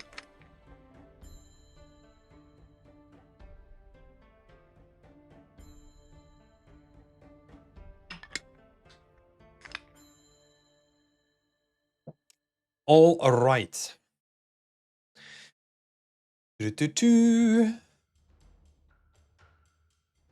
Where are we in the list? Tonk tonk tonk. Emissar. Victoria! Victoria's next, and then Senkai. All right, we're back on the boat. Looking awesome. I got a little bit ahead of myself on this one. Because I got so excited by question 1 that I started explaining basically what you were asking in question 2. Or like in the second part of your question. So the first part is the grain too noisy? Right? I don't think the grain is too noisy. I don't think that's really that big of an issue. But then my immediate thinking was exactly what you were gonna say, right? Because you mentioned, let me see what you said specifically. So you said, I have some questions about the wood grain for the planks. Do you feel like it's too noisy? Or do you think I should focus on breaking up the edges and then add the wood grain detail later in the texturing stage? And I read that first question and I was like, oh my god, just adding like all the grain detail in like the sculpting stage. That's crazy. I mean, not crazy, but it is somewhat unnecessary, right? So what I would recommend is basically what you brought up there. Add any small surface detail, do that in texturing. Because it is going to be so much easier to do that in texturing in Substance than it is to go through the whole boat and do like all these tiny details and all that kind of stuff. There's a couple of reasons why, right? So the first reason is, let me make some room here so we can add some context. So the first reason is, reason A, is that iteration is a big key of game development, right? Let's say we're doing this in a production environment and your art director is like, okay, the grain is cool, but I kind of want like a different type of grain, right? Let's say that is a comment. You have to now resculpt the whole boat, which that is going to be a bad day at work. If you just do it in Substance, then you can just like change up the mask, change up like the pattern, whatever you need to do, and it's relatively quick, right? It is super quick. Also, I mean, it's kind of leading into the same reasoning. It's just it saves so much time. Right? Now, I was thinking about this, like, is there like a con to it? Like why you wouldn't do it? And the only reason that I can see is why you would still sculpt it all into the asset is if you really, really want to show off that you can sculpt to like a high degree, right?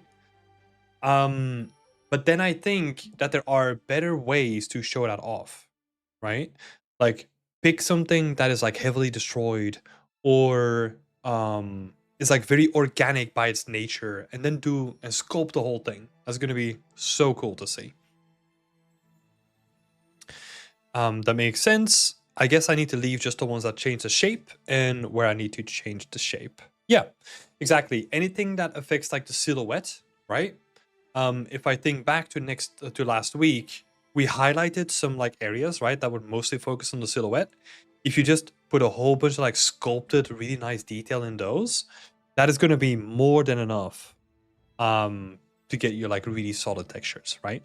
And then anything else that is just like surface detail is just going to be done inside a substance painter or designer. That makes sense. But it's good. I mean, the stuff that you were sculpting looks really nice, right? There's nothing there yet, like nothing really there to complain about. If I could give like one thing maybe here is try to be a little bit more bold with the with changing the shape, right? Especially the silhouette again, right? The reason why I say that is we always tend to exaggerate things in games anyway, right? But if from like a production standpoint, like if you're gonna be spending time on something, right? If you're gonna hand sculpt a thing, that means that you're gonna be putting a lot of time into it. We might as well make it like really cool and elaborate and like really break up the silhouette where we have the chance, right? And really break it up so that it doesn't feel like it still has a resemblance to like the low poly. Well, not the low poly, like a base plank, right? Like make it really organic and make it really stand out. Because the way that I'm thinking about it is the time invested into it needs to lead to like a really cool visual outcome, right? Like those two, they usually go hand in hand. Like if you spend a lot of time on something, I want to make it look really cool and like really exaggerate it.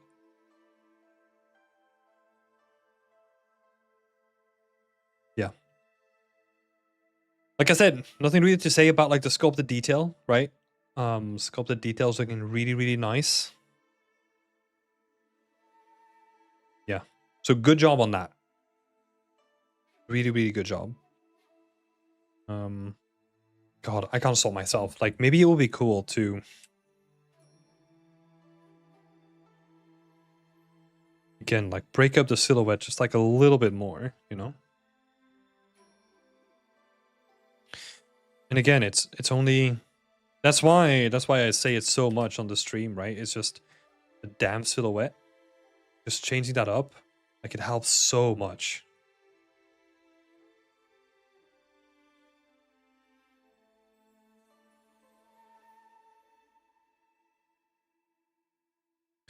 Like it really, really, really making it like really organic, right? And the same sort of thinking you can kind of apply anywhere, right? Like anywhere on the silhouette where you have I'm looking at like some of the nice splits that you have in the wood, and I'm just looking at it. I'm like, oh, what if we just like do like a cut in here and like really make it stand out, right?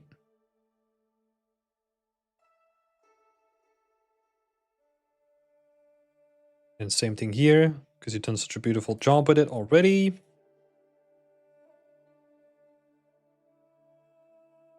Right? I mean, you know what to do. This is the easy stuff, right? Like now I pointed it out once. There's going to be so many opportunities that you can see.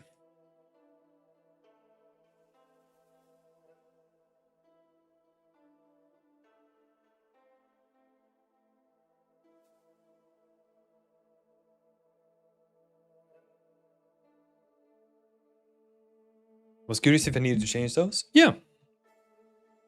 Wherever you see an opportunity, right?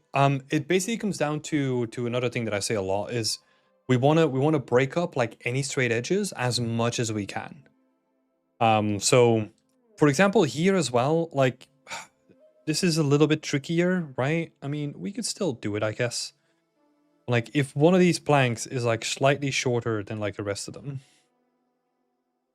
right? And then we go out a bit more, and then this one is like again slightly shorter. This one is slightly different because it is like one full shape. But again, we can push them apart just a little bit.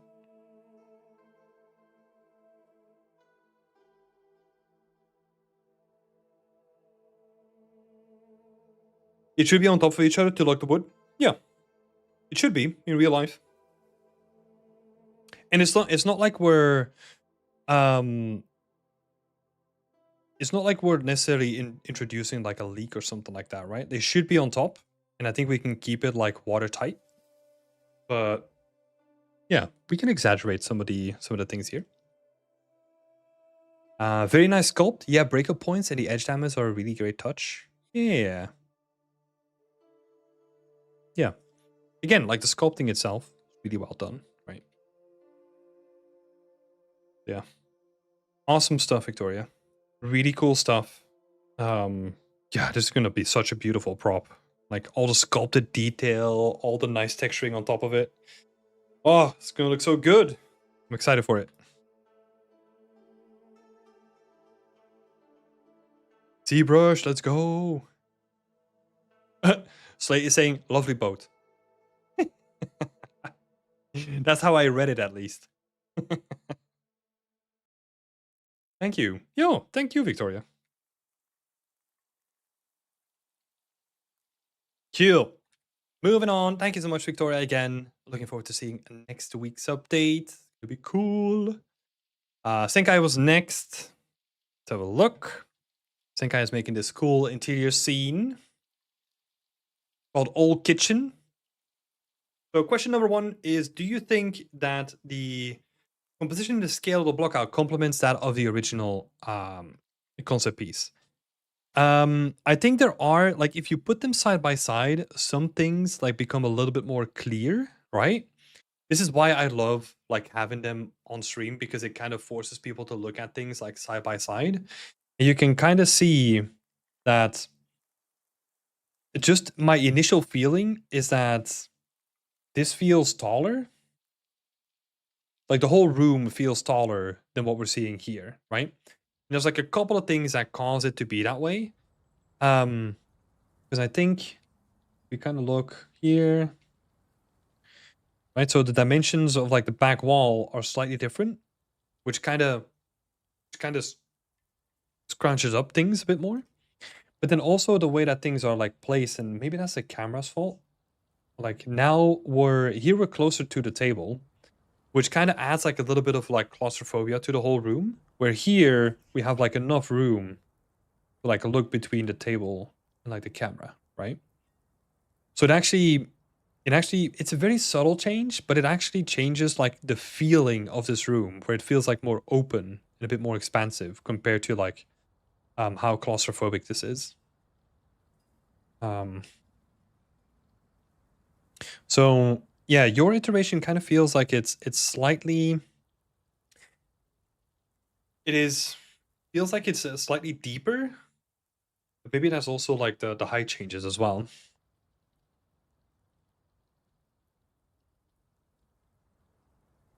Let's see, what would that mean? Yeah, so yours feels less tall.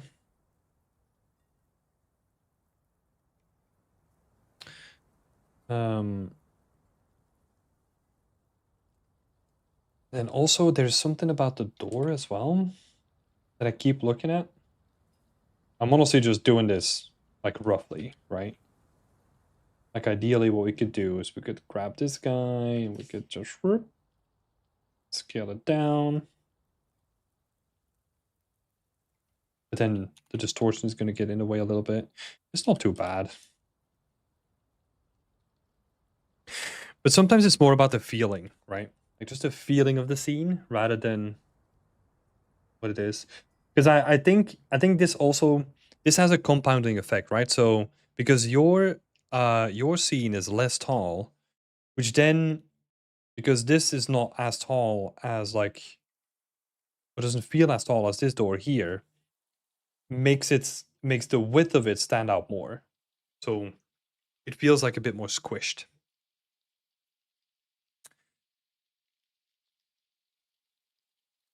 Mm-mm-mm. Oh, let's see. Sorry, I'm running behind on the chat. I made a custom UI that is much easier to use. Ooh, okay. A lot of detail work. It's gonna be a lot of detail work. Yeah, for sure. It might also be the camera. It might also be the camera. I think you're right, Senkai. It's gonna be like a whole bunch of different things that are gonna be conspiring against you, right? But that might be a thing to look into. Because like proportions is also it's very perceptive based, right? Especially when we're basing it on a concept. Like we just have to trust our instincts a little bit more.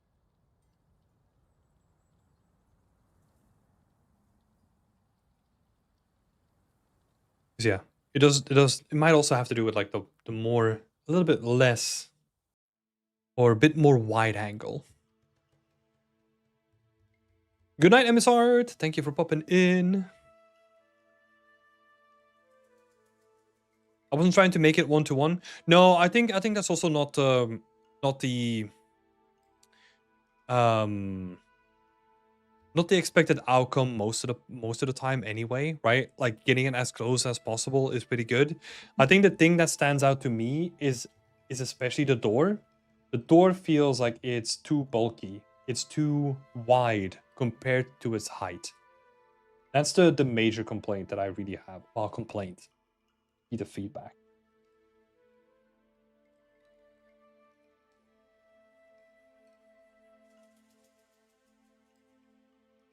Yeah, if we really have to boil it down, that will be like too wide. Let's see. And question number 2 was how do I know when I should be stopping for sculpting and texturing an asset in order to have a consistent progression? Consider I could work on it for days trying to make it perfected more and more. Yeah, I think we're gonna talk about this in another person's example as well, but perfection is the enemy of the good. So what that means in us striving for perfection, that we can keep doing that endlessly, and at a certain point, like we just lose motivation, and that's not what we want to do, right? At a certain point, we just have to focus on the scene rather than on the asset. So what we need to do here is work in stages, right? Like honestly, if we want to try something really quick, what you could honestly do, get this in the scene, um, either as is or decimate it really quickly, get it in the scene and see how that looks, and then maybe move on to the next asset, right? Or maybe do like a texture pass or something like that on it, like spend a little bit of time on your low poly, do a very quick texture pass on it. I'm literally talking about like a base color and maybe a generator on top of it, but a base color is good enough. And that's it. Get it in the scene, right? Because how to stay motivated on these bigger projects is, again, just iteration. And that means everything that you do needs to go into the engine as soon as possible.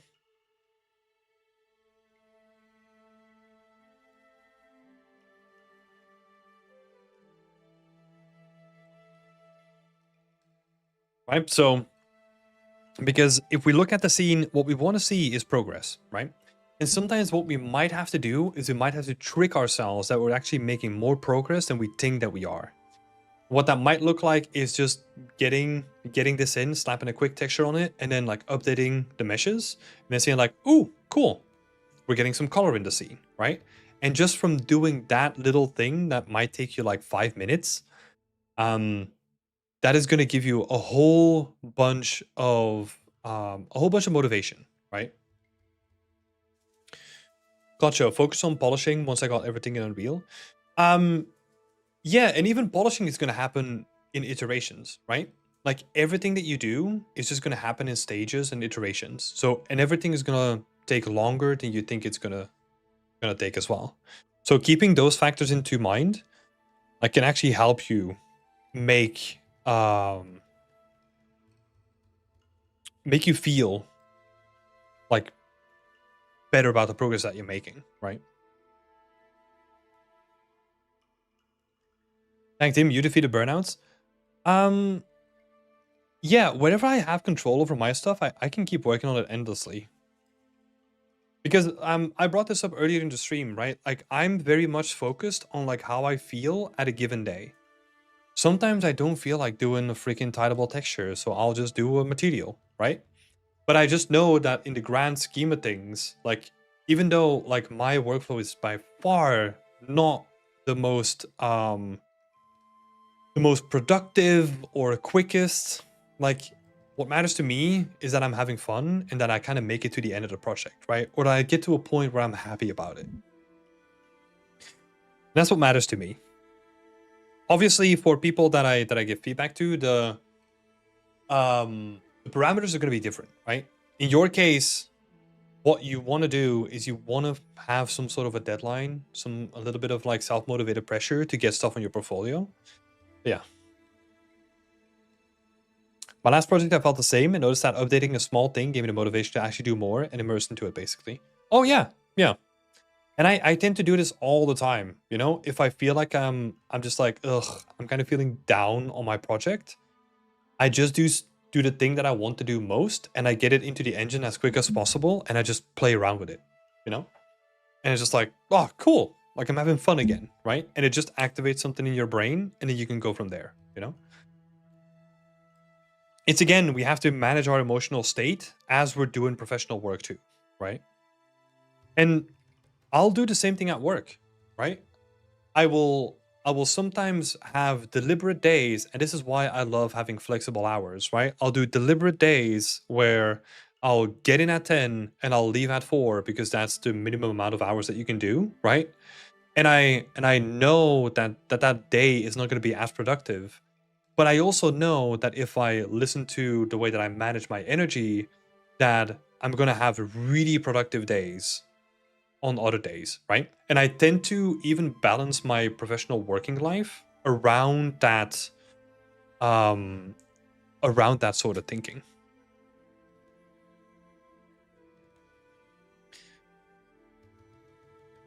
Well, you know me, overthinking, stopping it helped me trying to not to be perfect, just trying to change the scene all the time. Yeah, yeah. And I think it takes everyone a while, right? And this is why I've always said that I love doing art as a way of discovering more about myself, right? And I think that's really hard to understand when you're in the beginning of your artistic journey.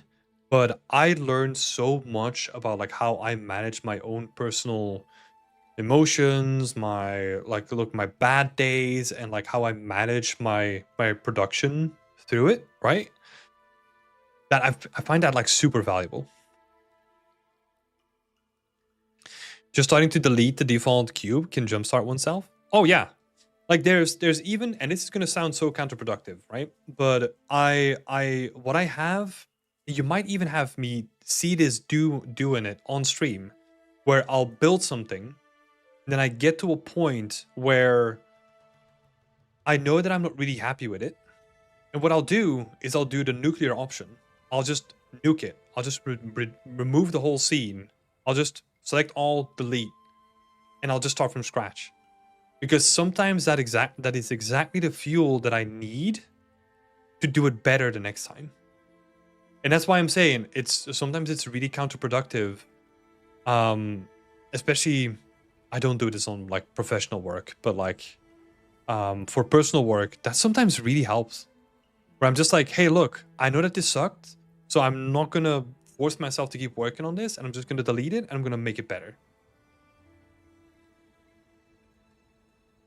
Permadeath, kinda? Yeah, exactly.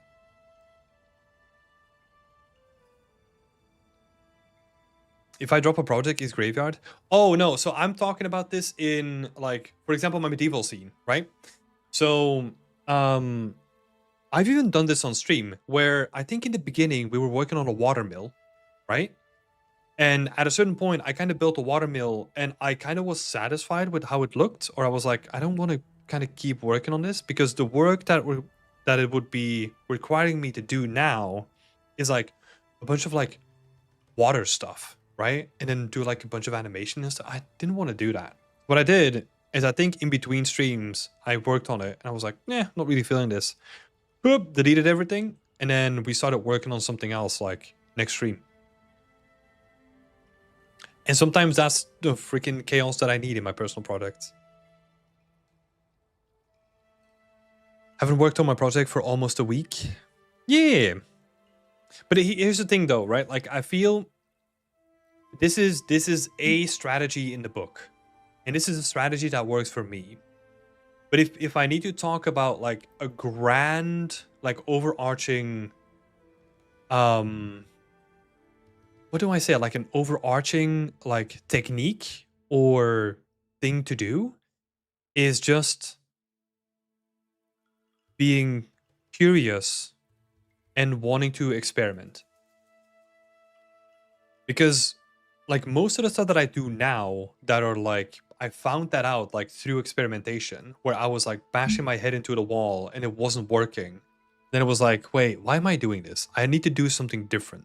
And then I did something radically different and maybe it worked, maybe it didn't, right? But then you just keep the things that work for you and you just build up your own like little tool belt of like little tricks and tips and all that kind of stuff. And some people figured it out like way quicker than I did, for example. But you can make it work. So many motivational speeches. I'm pumped for energy right now. Yeah. Okay, I get you. As long as it's in the beginning and not much pain redoing. Even then, sometimes like sometimes it's a necessary sacrifice to completely nuke something that wasn't going somewhere that you liked. Because I've definitely had those projects as well. And then I remember feeling so much better afterwards and so much more energized because I didn't have that project on my back anymore, right? And then over time, you kind of get better at like estimating your skill set, estimating the time that you spend on a project, and you just like those parameters, they get better and better, right? I mean, you're resilient because of the industry. I don't have this skill. I don't think it was during the industry that I learned this stuff though. Because I mean, the industry, the only thing that it does is it forces you, it basically just time locks you, right? Because there are also days where you just sit at your desk, you're not feeling creative at all, and you're just doing like brain dead work. You're not really getting too much from that. I feel like most of my creative skills and my routine of working as an artist, I actually learned by myself. Like the industry just gave me deadlines, you know? Like that was that was the biggest thing there. Of course, I learned from other people in the industry, but like I feel like my experimentation actually helped me more than yeah, doing anything in the industry. What I did learn from the industry was like all the technical skills and yeah, all that stuff, right? So we say I'd say the only thing the industry gave me is speed.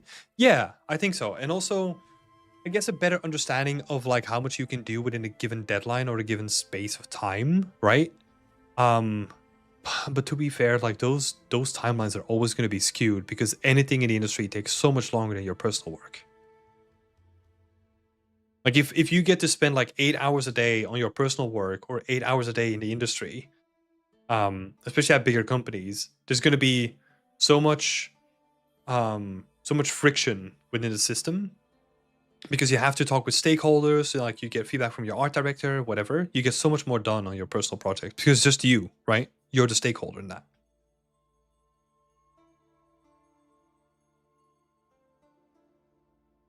Oh yeah, I know what you mean, Zoe. Like there's probably like a ton more stuff that I learned as well. But yeah, I think I'd say the same thing. Yeah, speed and the ability to estimate. Those are like, and yeah, I guess the biggest skill is like working as a production artist, right? Because there is a difference between working as a production artist compared to your personal work, right? I mean, I don't think that's going to be a surprise, but I like the quote: "If you love your work, you never work a day in your life. So you just have to keep reminding yourself that you need to prioritize what makes you happy." Yeah, it's a little bit of a. I get what it means, but like, there's definitely days that I love what I'm doing, but it is also fucking work, you know? Like it is definitely like yeah. The quote is very like utopian, you know? It's very like roasting the goggles, like but sometimes just even if you like it, it is still just work, you know?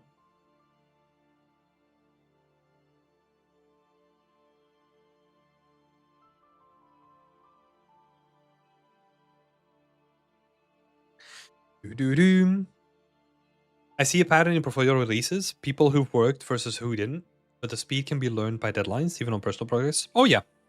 Yeah, yeah. I get that feeling when I'm in a contract, but when I'm out of a contract, I'm like, it was heaven. Yeah, I feel like honestly that's like every development that you go through. It's just like, oh my god, get me out. And then after it, it's like, oh my god, we did so much cool stuff. It is, I think that's always gonna be the case, right? Because in just during it, there's so much stuff that you have to keep in mind, and it's oftentimes so stressful, and there's so many things changing all the time, and it's a complex creative like project that you're working on, right? And it is really stressful because you got so many stakeholders like involved, and yeah, it is really stressful. Or it can be, well, it is really stressful in certain moments, right? I don't think the stress is consistent, but you can definitely feel it ramp up close to big milestones or big deadlines, or like especially at the release of a game, right? You can definitely feel the ramp up. It is palpable. You can feel it in the air.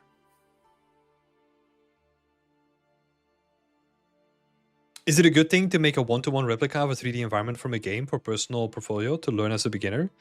To learn as a beginner, you should not be making any environments at all. Like, it's a good question, Tatish, but start with a single prop. Just one prop. And try to get through like all the technical stuff that you need to learn first before you tackle a big environment. That would be my recommendation.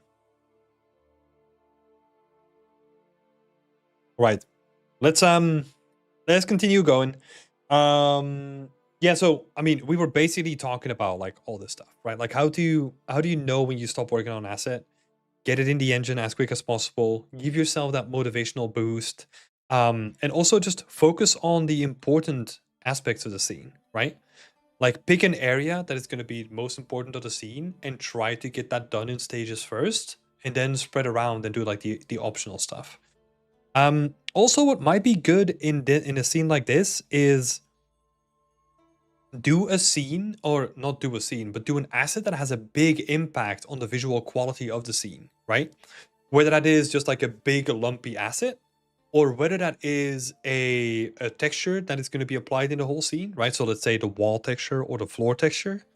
I mean, they're honestly both like a wooden planks anyway, so you can basically just use this wood and then just slap a texture on it, like a paint layer, and then you have like your walls done. So picking your most your biggest things that you can solve, like just imagine that you slap like textures on all the walls and the floors here. That is not going to take you too long, but it's going to fill you with such positive energy that that's going to keep you going for like a while. But yeah, hope that was helpful, Senkai.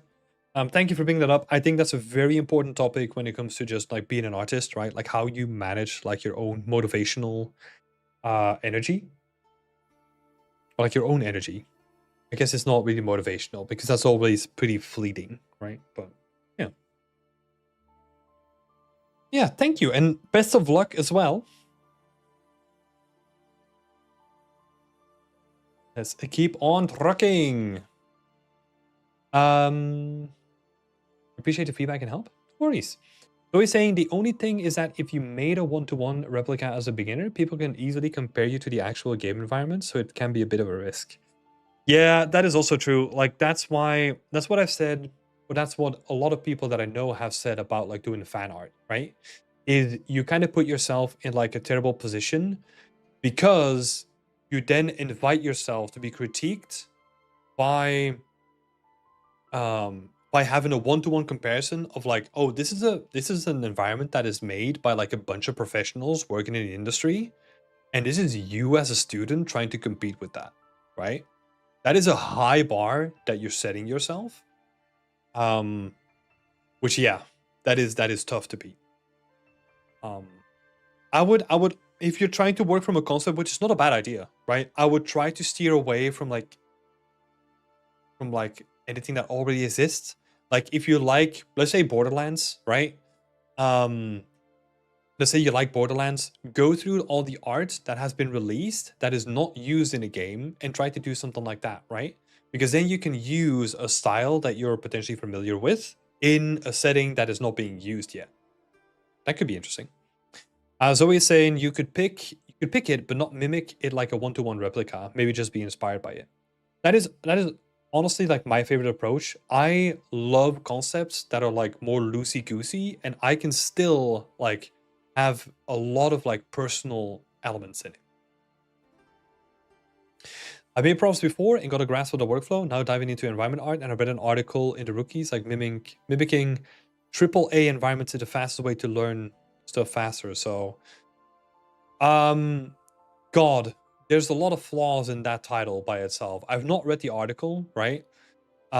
If you want to mimic AAA environments to learn fast, the quickest way to learn fast is just like get the smallest thing that you can do within the thing that you want to learn. For example, if you want to learn texturing, participate in the Meet Math competition and you're going to learn a whole bunch about texturing, right? That is the best way to do it. So if you want to learn stuff quick, you isolate the thing that you want to learn and you pick something that lets you learn it the fastest way, right? So that would be an example there. Yeah, what that would mean for an environment is if you are used to doing props, then you know high to low poly. You probably know a bit about tidables potentially.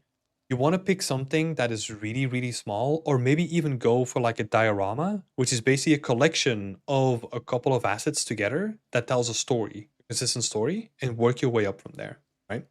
Because if you want to do like a full triple A environment and you want to replicate that, there's so many different workflows and tools and all that kind of stuff that's being used to make that it's honestly just going to be pain. It is not going to be the most efficient way to learn stuff.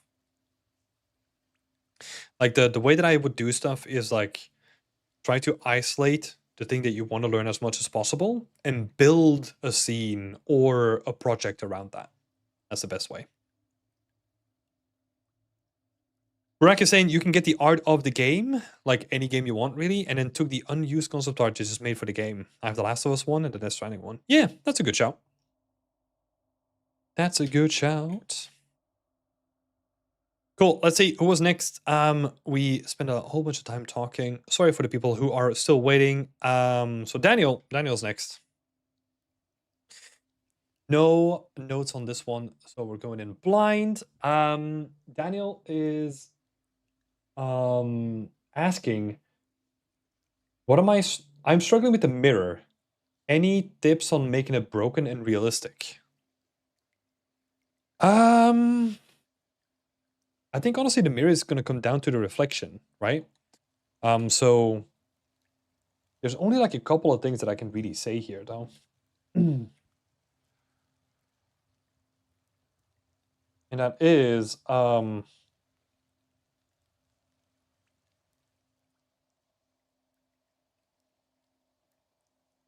getting a planar reflection or like a ray traced reflection. I have no idea. I've never done anything like that in Unreal.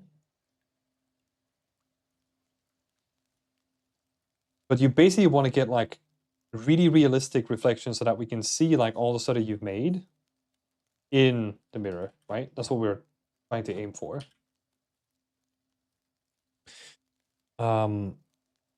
Yeah, when it comes to the texturing, it is basically about the layering of the fracturing, right? So because right now you have like a simple cells thing, and it's kind of you're kind of seeing it. But what is very distinct is that what is very recognizable about like a broken mirror is that it's going to distort the reflection, right? Because all the single shards um are going to be like shattered. And what that means is that they're going to be reflecting different parts, right? So that is very iconic about like a shattered mirror. So not break it in the first place. I think you can break it for sure. But oh, that might be a good shout. Like every piece, like at an angle. That is potentially the easiest way to do it. Honestly, yeah, that is by far the easiest way to do it.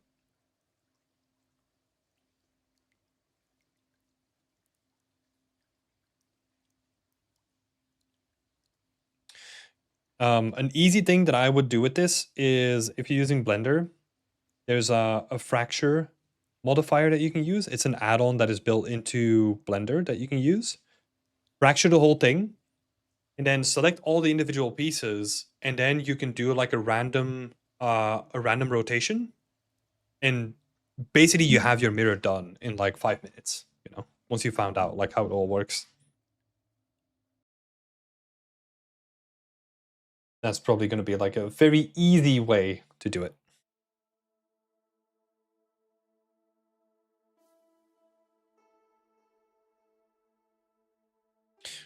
So we're going to angle all the different shards.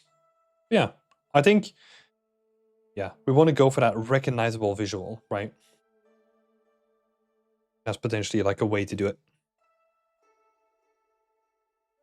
Is it finished then? That's up to you. That is for you to decide. So we're saying the cracks also look a little bit too thick for me. I think that's gonna be because because of the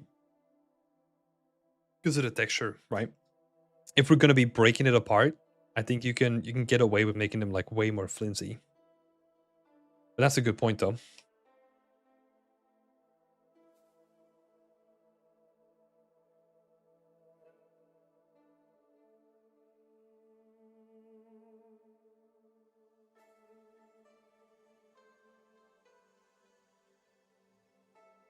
Is it finished then? Yeah, you'll have to decide that for yourself.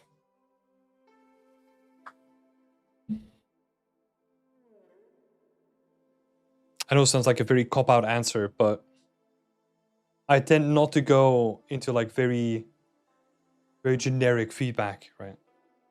Then it's never finished. That's the thing. You need to figure out when it's done, right? Like when you are done with the piece yourself.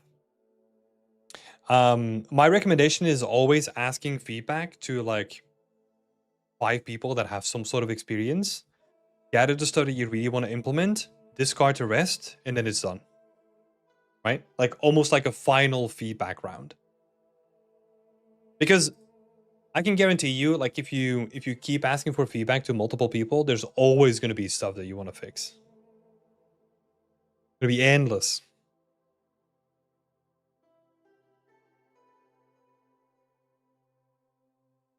Avoid infinite loops. Always avoid infinite loops. Cause memory leaks. In real life and in code. It's like you can always improve something infinitely. Yeah, that's the thing, because like art is going to be subjective, right? So it's really easy to say like, oh, if you baked something wrong, like you need to fix the bake, right? And there's an end state to fixing the bake. Where it gets tough is that everyone kind of has like their own view of like what they kind of want to do or what they kind of want to do with the art. That's why I said like that's for you to decide, right? Because it's your art and you have to decide like, hey, look, if this is done, like you know yourself as well that like the mirror is something that you weren't really happy with. And then you have to take a look at it again, like when the mirror is done, and then say like, hey, look, am I happy with all this? Ask feedback to like a bunch of people and then maybe get some like final stuff in, right?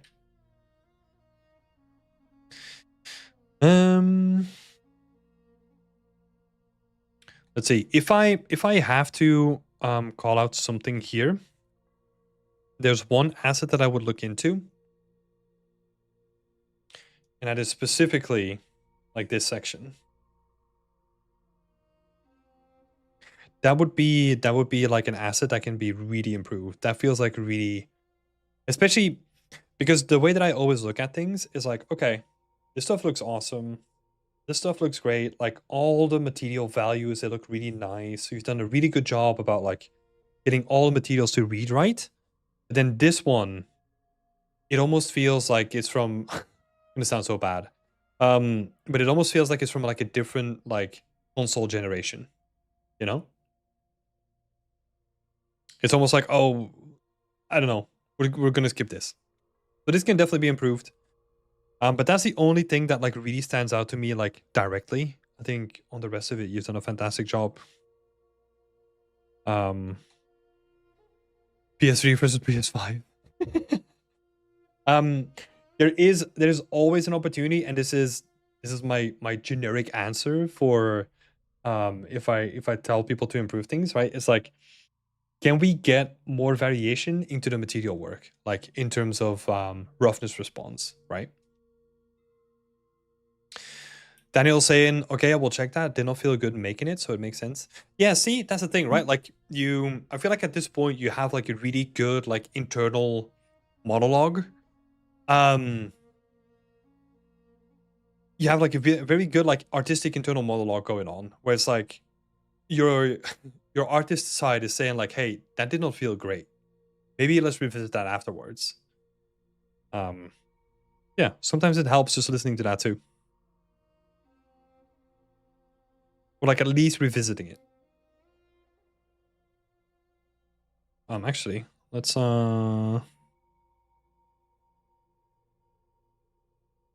do this.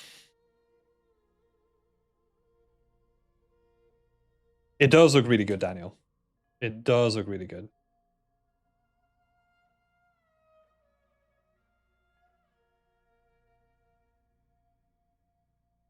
Those look awesome.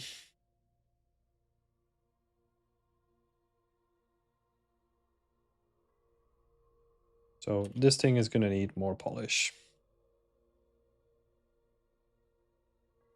BT vibes, let's go. Oh god. Please do not have a crying baby in here whatsoever. That thing was freaky. Thanks, Daniel. Thank you so much. Let's see. I think we're going free roaming from this point, right? Is that what we're doing? Cool. Okay. A couple of quick ones because I just looked at the time and Jesus Christ, I am doing great as always. Let's see, there's a couple of ones that still need some work, so maybe we can hash those out. Let's go for this one. By Ains. First, Satish, are you planning on doing the podcast again? No. Well, not saying no, right? But like, there's no plans at this point to do it.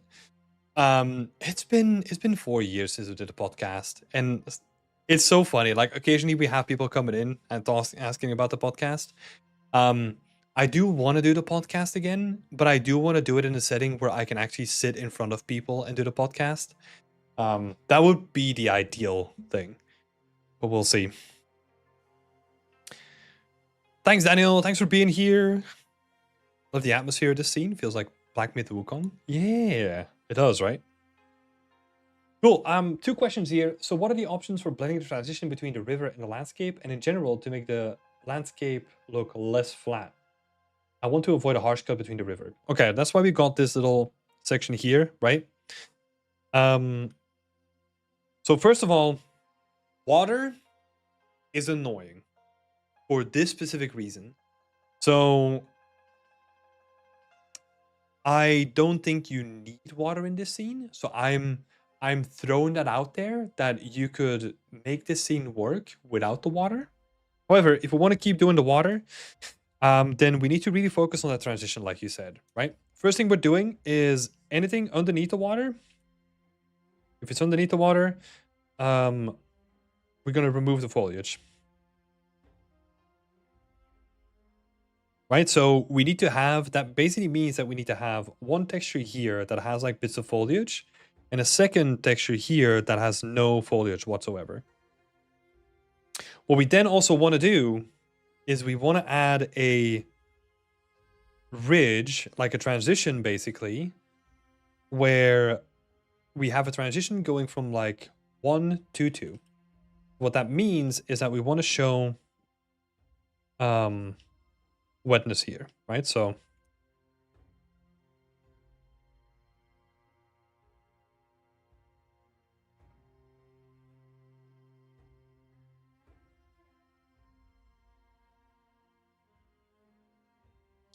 we want to add like a wetness or like mud to the edge of the water. And that is going to help us with that transition, right? It's going to help us a lot. What can also help is if we think about like the water shader, doing the same thing on the water shader as well, where we have like some smaller ripples or something like that.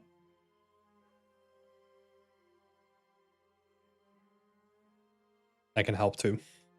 With a slight bit of like angulation, right?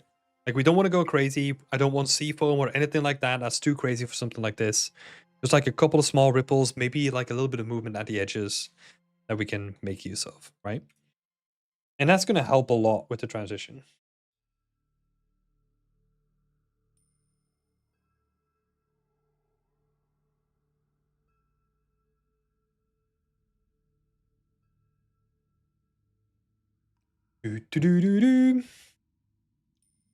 I hate the ripples. Oh yeah. This is what I'm saying. Water is not easy because it has so much consequences on the rest of the scene, right? Like if you want to blend water with like terrain, I'm not expecting like a lot of ripples, right? But just something that gives us a little bit of movement because that always helps a little bit as well. Or even, you know what? Let's revert that and look into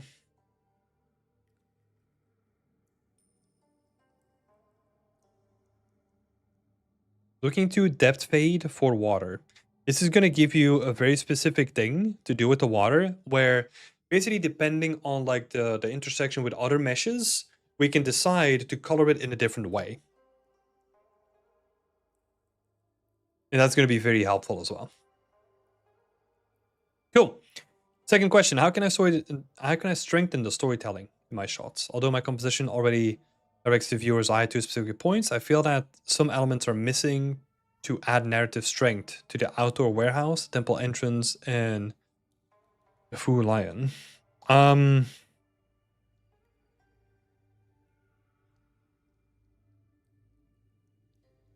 Well, this would have been interesting to know what the story is, right? But like the thing that sort of bothers me now is that you indicate that the path is here, right? This is the path that you want people to take. However, what is happening now in your scene though is not that. It is this. Because you have like lights here and the focus is here. And then maybe what they do is then at the end, they will look here, right? That is currently what is happening. Right? Because that temple in the background, that is a background element. So it depends on where you want people to look, that we need to like readjust where like certain lights are or the hierarchy of the scene, right? I think what could also be cool. Well, first of all, let's see. So what do we talk about? It's not necessarily storytelling, right? But like, think about like how the viewer is going through the scene, right?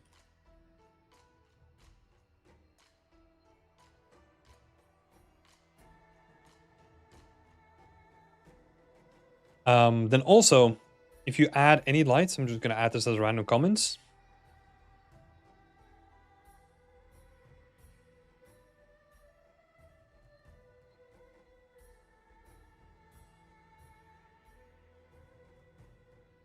So the lights can't really be floating in nothing, right?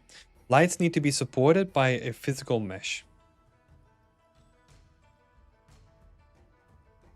Sometimes we make exceptions to it, where we have like a fill light, right? But those are usually like very soft and not as intense as the one that you have now. So wherever these lights are, Oh, you have lanterns. Okay. So that brings up a different thing. These are super intense for the size that these lights are, right? They're like super bright for what you would expect a like one of these shrines to be, right?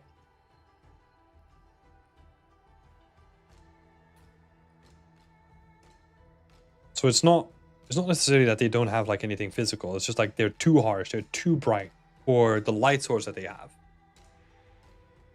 And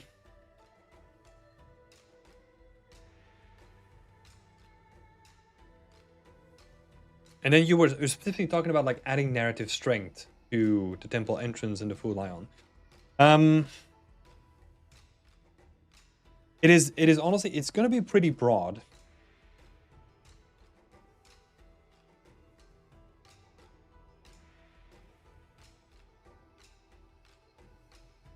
But I want you to think about this question.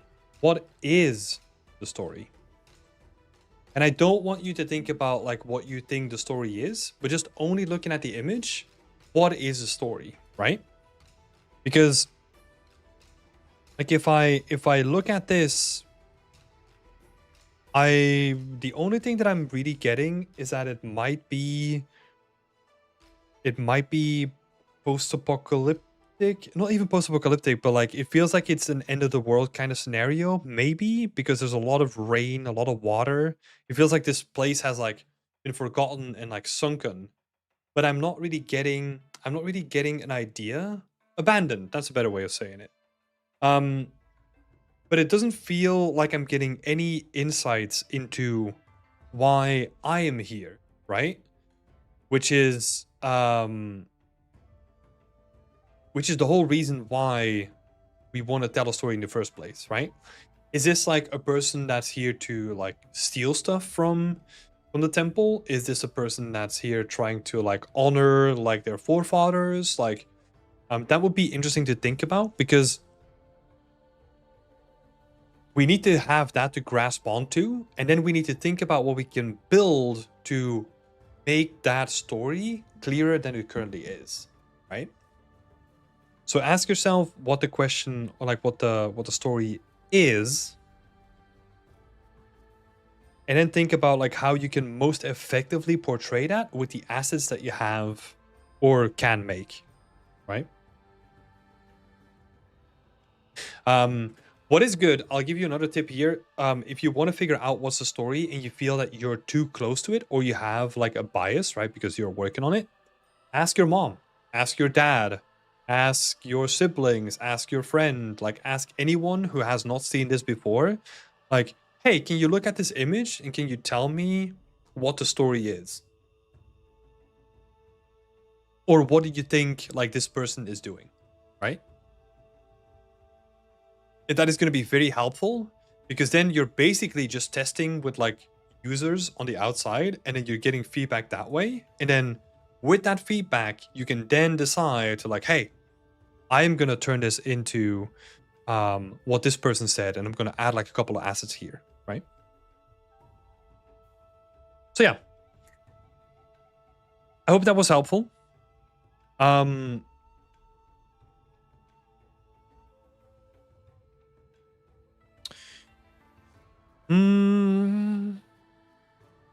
Yeah, I think if I were to do let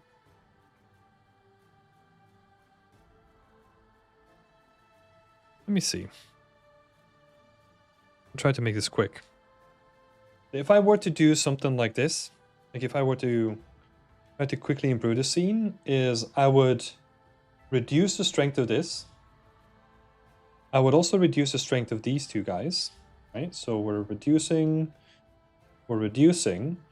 I would see if I can do something more with like this shrine. Maybe the doors open, and this would be like the main focal point, right? So we have like a light coming from here. And then what we can do is we can have like additional torches that can kind of light like the path up here, right?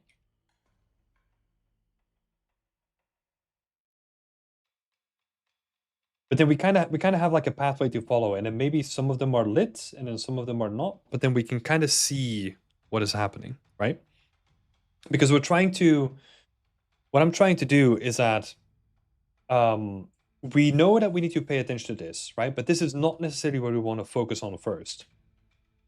I think this should be our main focus now. And then we can kind of see like, oh yeah, I'm coming from here, going there. And then there's like an additional point here as well. Right? Maybe this is number 1, this is number 2, and that's number 3.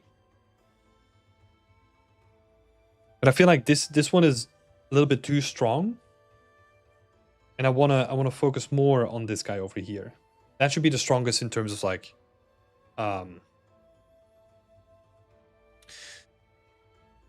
that's one of my core goals for the mood, but it's a little complicated for the references. Yeah, maybe introducing like a little bit of balance in the scene can help, right? Like just the pass that I did here, where you just really focus on like, okay, where do I want people to go? Make that the strongest focal point, and then balance your entire scene around having that as like the main focal point, right?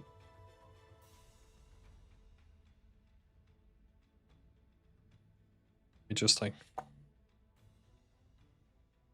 duplicate this over.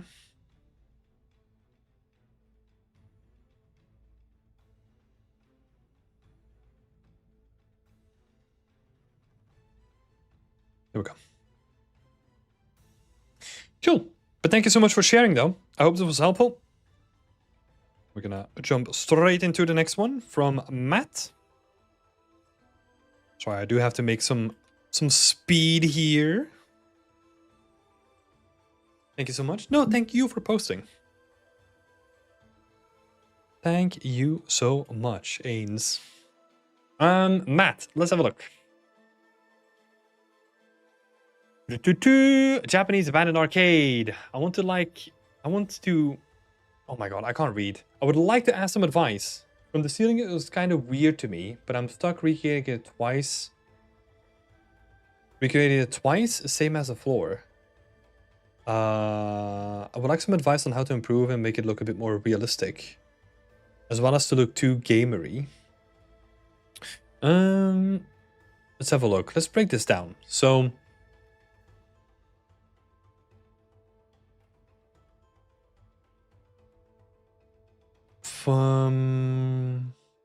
with the ceiling, it kind of looks weird to me.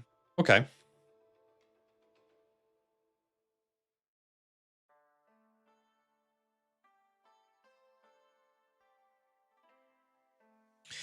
Yeah, I feel like the ceiling is just like too chaotic, right? I mean, you got some like really good references here. If I was to say, if you want to make it more realistic, it's proportions, right? Realism comes from like good proportions first and foremost. So looking at how these lines are compared to the normal tiles, right? That's going to help a lot already. And it's going to reduce the chaos that you have here too. Because right now it feels like your setup is a bit too bulky. And the way that I would also approach it is I would make this into a tileable texture. And then cut around the tileable texture as well. Hey, Mateo. Welcome, welcome. 7 in the morning. Oh, thank you so much for getting up. So in terms of the realism here, right, like I was saying, I'm making this into a tileable. So let's tackle a plan, right? What I'm going to be doing, I'm going to reduce this a little bit. And we're going to make some notes on the side. So for the ceiling,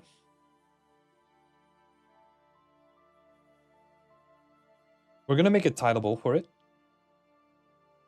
And then where you want holes in the ceiling, we can then do cutouts of the tileable.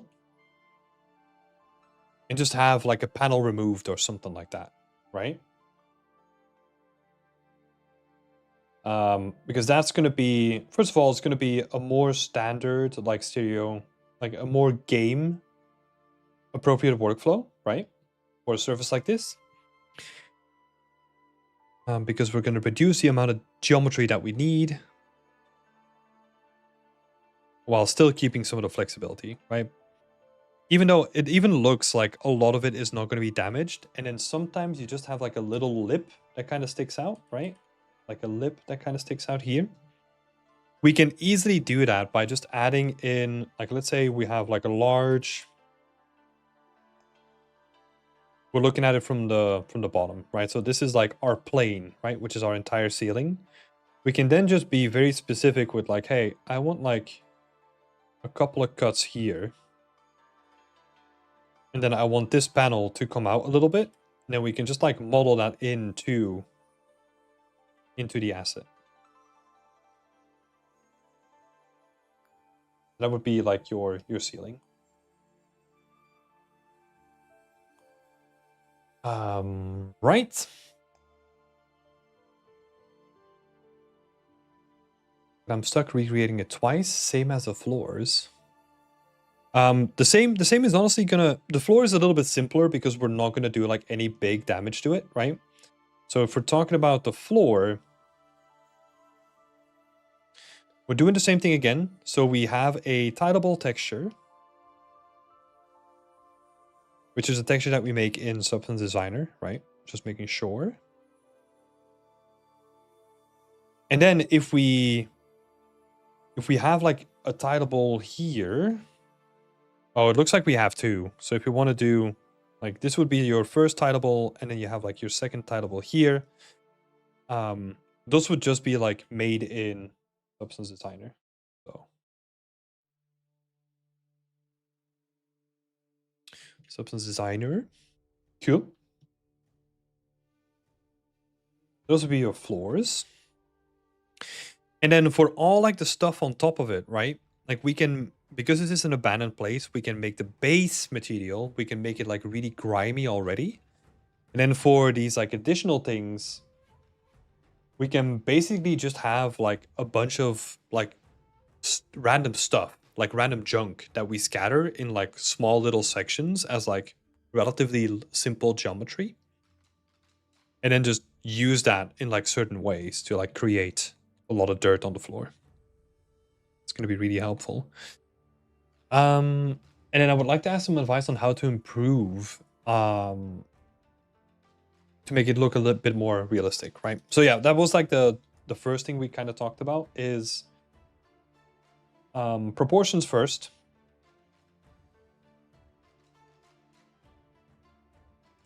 Right, so we already talked about the ceiling. Just looking at references. References are going to be super important, and try to get as close to them as possible, right? It seems like you got some really good ones, but really try to replicate what is happening within those references, right? Because like those like little sections, those little splits, the gaps between the roof panels, for example, they're way different compared to what you have here already. And that makes a huge difference, right? In the look of the scene already. And then let's see. For the most part, it looks pretty good though. But like this guy over here that's standing, like a chair. To be honest, for the most part,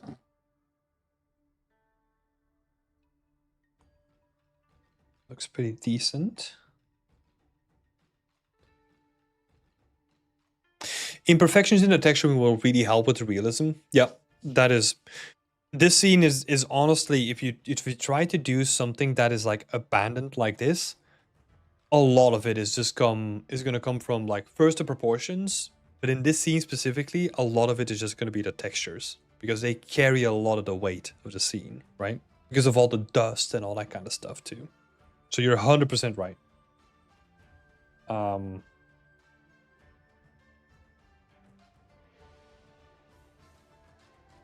Yeah, it is gonna be a busy scene in terms of like it's gonna be a difficult scene to tackle because there's so much to do and everything needs to be at like a high standard, right, to really sell it. Oh yeah, the soundtrack is amazing. Oh yeah, Marika does some cool stuff. Like I really like all this. It's the album is called like Ghost of Asia. There's some really cool stuff in here. I really like it. But yeah, cool. I don't really have too much more to add there, Matt. I think I've not looked at your portfolio, right? That would have given me like a bunch of context. But yeah, I hope this is gonna help you enough. Because yeah, a scene like this, working really smart and efficient, is gonna help you a lot. Yeah. So I hope that was at least somewhat helpful. Cool. Next up, we got Alejandro, and Alejandro is right back from class, so we can have a look at this.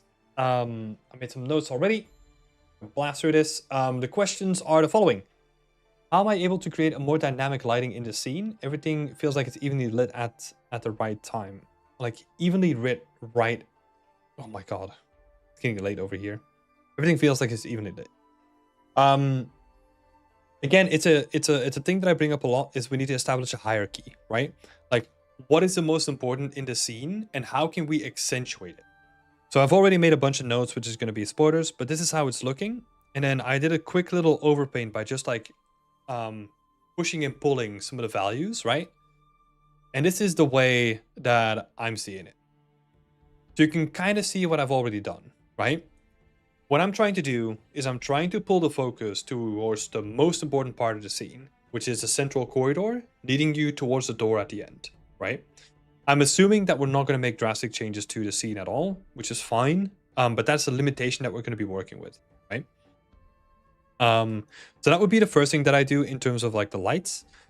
If we then have the opportunity to change some of the geometry in the scene, I do feel that these guys, they're big light panels, but I don't think they need to be. If we can reduce them in a certain way, like by, I don't know, adding to the mesh or something like that, that we can make them less lit up, that's going to be helpful. And it's also an opportunity to add some really cool lighting effects to our scene as well. So what I came up with was like this idea of like vents, or almost like not vents necessarily, but like these slanted, like these kind of slanted I don't know what they're called, like, but you see them in vents, right? So that's what I was thinking about. And what that also adds is that if we then add a dynamic light, or we add like a fake light or something like that, we can then have it cast this like really cool, like almost like broken up, like kind of light on the floor, right? Where it's going to be like in chunks. That is going to be cool as well. So that could be interesting. Just like some small vents, plus like a light function. That would be really nice.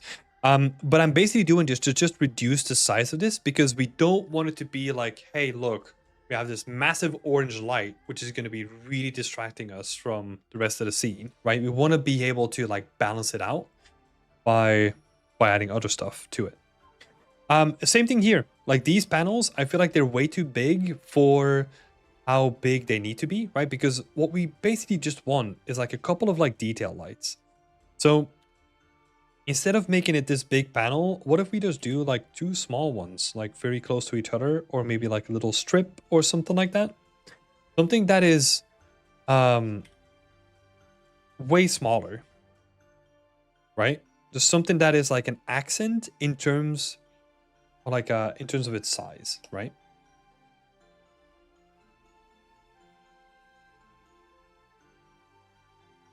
So you see, sometimes what we need to do is we need to have a hierarchy between our lights and the geometry that is working with those lights, and both of them working in tandem is actually going to be helpful to the scene, right? That's why with a couple of small modifications, we can actually make this scene both practically more interesting, but also like in lighting more interesting as well. Zoe is saying, if you made the central wire on the floor more vibrant blue, you could lead the eye more to that central door too, perhaps. Yeah, I think it depends on what we're going to be doing with the lighting, right? I think with the lighting changes already, I think there's a big difference, and then we can still finesse whatever we want to do, right? Because I mean, let's be honest, like if we're going to do this in Unreal, it's going to look way different than the thing that I'm doing here. So I think what might happen is that if we just imagine that the light is going to be streaming down like this, it's probably going to highlight that like central wire already. So we might get lucky there. And then we can use that as a happy accident and just go from there, right? But yeah, it's just really the way I was highlighting my thinking process here as well. So if you want to establish a hierarchy, first of all, we need to figure out where the focus is going to be, right? And then how are we supporting that with primary lights, then secondary lights, and then tertiary lights, right? But we need to establish a hierarchy there so that we can then figure out like what we want to do with it visually. So yeah, I hope that was helpful. How can I avoid making the scene too dark or too bright? It's a common theme with my lighting. How can you avoid that?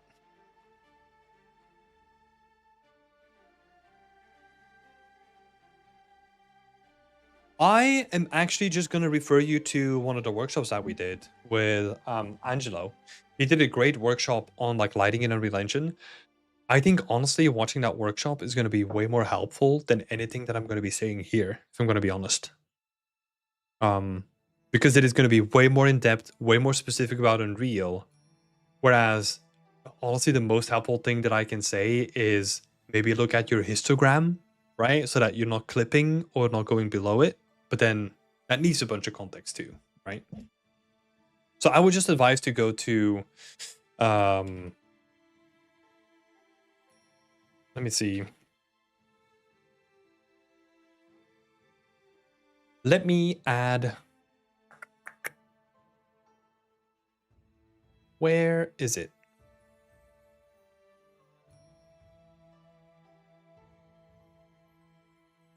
Here we go. This is the one.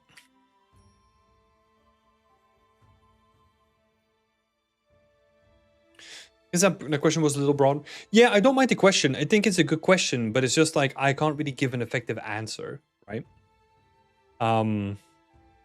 Yeah.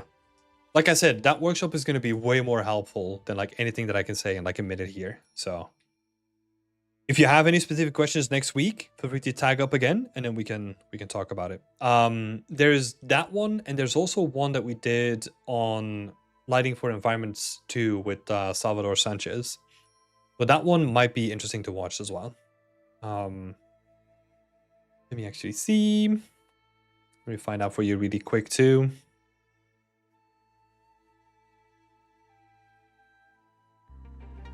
There we go. And then we get stuff here. There we go. Those are the two ones that I would recommend. Hey. Thank you, Alejandro. Thank you. And have fun with this relighting. Cool. Next up is Burak. Let's have a look. I mean, maybe if we're talking about it anyway, like let's start with the lighting, right? I made some notes on that. Hold on. Before I dive in, let me see your questions first. I did some color balances and got rid of the one color theme, which is good. Added the candles because they look so powerful. Okay. So the first one is actually about like the color balance, right? So we have the scene from last week here, and we have the scene from this week here. I think the changes overall in terms of color contrast are pretty good, right? It's becoming more interesting. The thing that you gotta watch out with is they're super strong, right? It almost feels like we did this. So this is like a screenshot from like Arcane, where you can see that this is like a shot from the series, and then this is almost like the way that it's looking now. It's a little bit exaggerated, right? But this is what's happening in the scene right now, where everything is just like fighting for your attention. We need to be like way more subtle with it. And ideally, we want to let the lights also just help us focus on the things that matter, not on the things that don't matter. Because you added a bunch of candles in places where, as the viewer, like I don't really care to look there, right? The only thing that I kind of want to draw attention to is like the central focal point. So I'm actually pretty okay with just removing all the candles and just like centering a lot of the candles around like the central point. What also can help us with the framing a little bit as well, because we're talking about this fountain, is like really making the fountain like the prominent point, right? Like scaling it up in its size as well, so that it almost becomes like undeniably like, oh my god, this is where we're watching, right?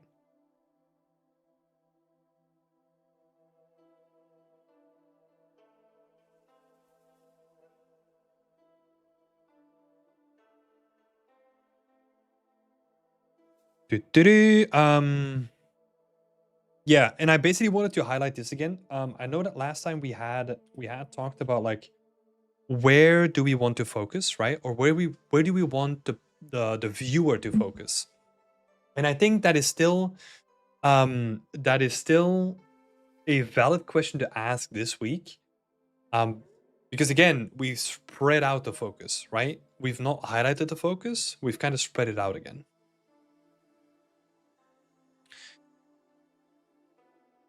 Slade is also saying that the leaves are so uniform and big. Yeah, I think so too. I think honestly, in the hierarchy of things that like needs to be fixed, the leaves are okay, right? I think if we can get the fundamentals of the scene fixed first, right? Like really getting people to like focus on, or like the viewer to focus on like the main focal point. I think then we're already in a good state.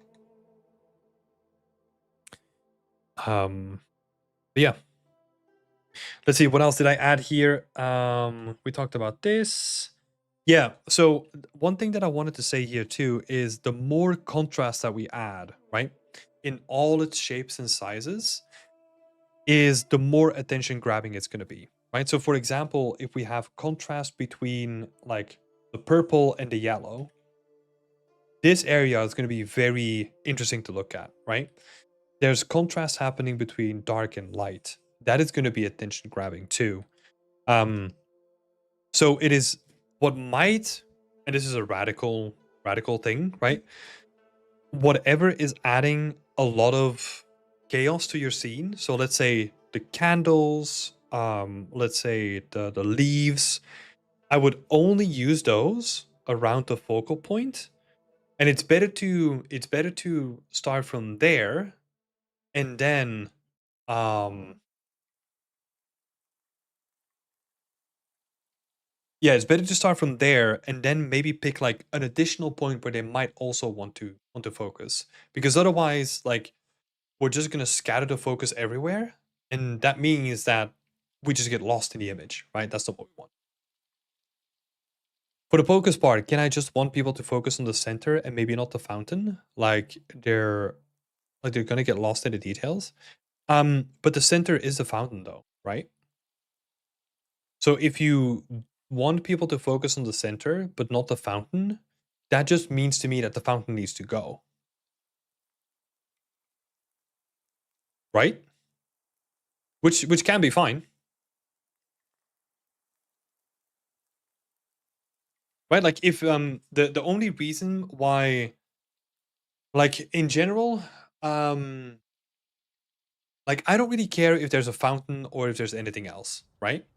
But if you look at the way that the scene is currently built, the scene is trying to keep us like focused on the central part of it, right? Because we've built like this circular framing around the whole thing. So that means that from like a fundamental perspective, we want to put something inside of that circular framing that we can focus on. Whether that is a fountain or it's like a golden statue of God or it is like a car or whatever, doesn't really matter, right? But the scene is set up in such a way that the focus is gonna ideally fall in that position anyway.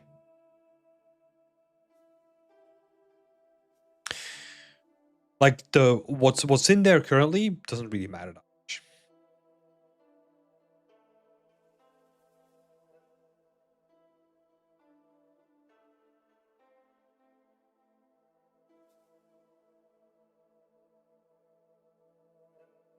Right. I think let's see. What was the other thing? Um I need to build some props for the scene, but except candles and offering place for the fountain, I could not imagine some other meshes to the scene. So I want to improve my prop modeling skills as well. And just because of that, I don't want to model improper things for the scene. Well, here's maybe a thing. Like if you we talked about this before today, right? Like if you want to focus on your modeling skills and that is like the skill that you want to increase, maybe that's really great to do like in the next scene potentially, right?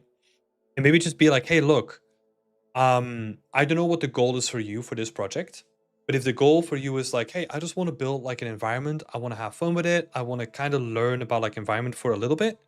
This is a good introduction to it, right? But if you then also start building like a bunch of like assets for it, it becomes somewhat difficult to balance the two, because like even though the candles, like I've seen like the sculpt of it, right? I think you were showing that on like the stream, or like in what are you working on, I think. They were looking really good. However, what I always want to urge people to do is focus on the things that matter to the scene, because they look really good and they came out really great, but I can I can honestly not see them if we just focus on this, right? Maybe here they're close enough, like in the bottom right corner.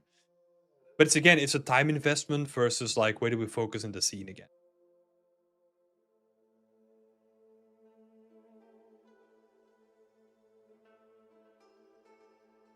Yeah. Does that make sense? But I think in terms of like what needs to be, or what the next steps would be, is really try to focus on the art fundamentals and like try to see if you can just um get the scene in a state where the focus is on the center rather than outside of the center. That would be a good thing to focus on.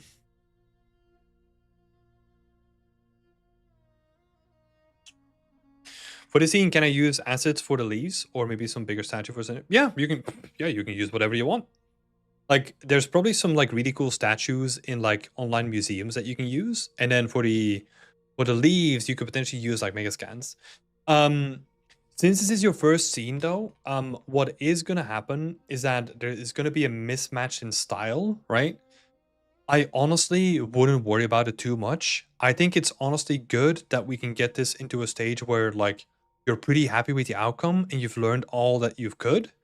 And then with the next scene, like go a little bit smaller and make it a little bit easier for yourself. Because this is like a very intimidating scene to like work on, right? Megascan also has statues. They'd fit in the scene nicely. Yeah, that's a good point. I didn't know that they had statues. It's been a while since I looked at it.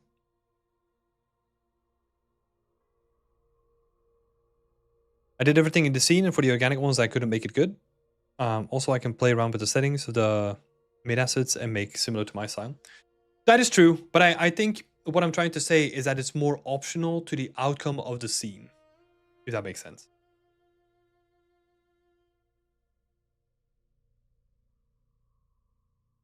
But I'll leave that to you. Like that just depends on how far you want to push this, right? And what your goals are. So yeah, thanks, Barack. Thank you so much for sharing your work. I know that we talked about a lot of stuff today, but I really do like that you're experimenting with the colors, right? And I think in terms of contrast, it is way more interesting than it was last week. And I think it definitely shows promise, right? We just have to finesse it a little bit, right? Make it a bit more focused. Yeah. Curious to see what it's gonna be next week. It's gonna be cool. Thank you for sharing. Right. Last three for today. Let's start with Oscar actually. Let's start with Oscar really quick. I think Oscar just had like a couple of follow-up questions. I'm so sorry that I couldn't like answer the questions in between streams. It's been fucking busy. Like, I'm not gonna lie. I just didn't have too much time to engage with like a lot of the community apart from like sitting brain dead in a chat.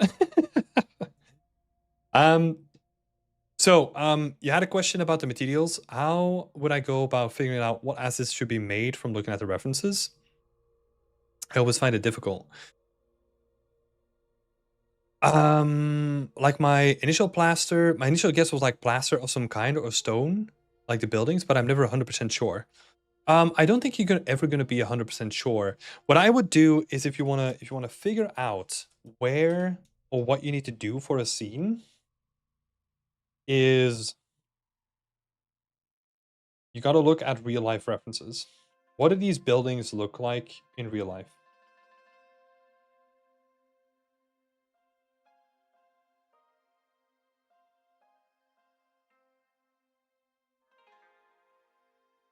That would be the first comment here. Like, you cannot only rely. I know that you're not, right? Or I'm assuming that you're not.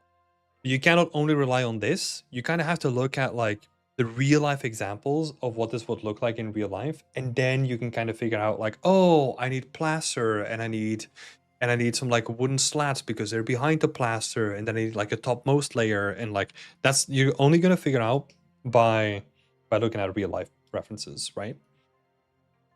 Um, and then you kind of always have to like distill it down into something that makes sense, right? Because buildings like this, they're gonna have a lot of layers and a lot of unique detail. We like our job is basically just to like look at something and then distill it in like the most efficient way possible, right? So let's say, I don't know, 3 materials. God, what would it be like for the plaster for the wall, right? Like 3 materials, like X amount of meshes, and so forth, right? That's our job basically. But you can only do that if you have like really good like real life examples of it. Could you also clarify what you meant by building textures and authenticity from this message I replied to? Yeah. Let's see. Wanted to ask, do I need to apply less rigidity to all the parts of the mesh or only a select few? So yeah, what I mean with less rigidity is just literally everything, right? Like what is super nice about this is that it feels organic, right? It feels very handcrafted. And that is to me what the core of this concept is about.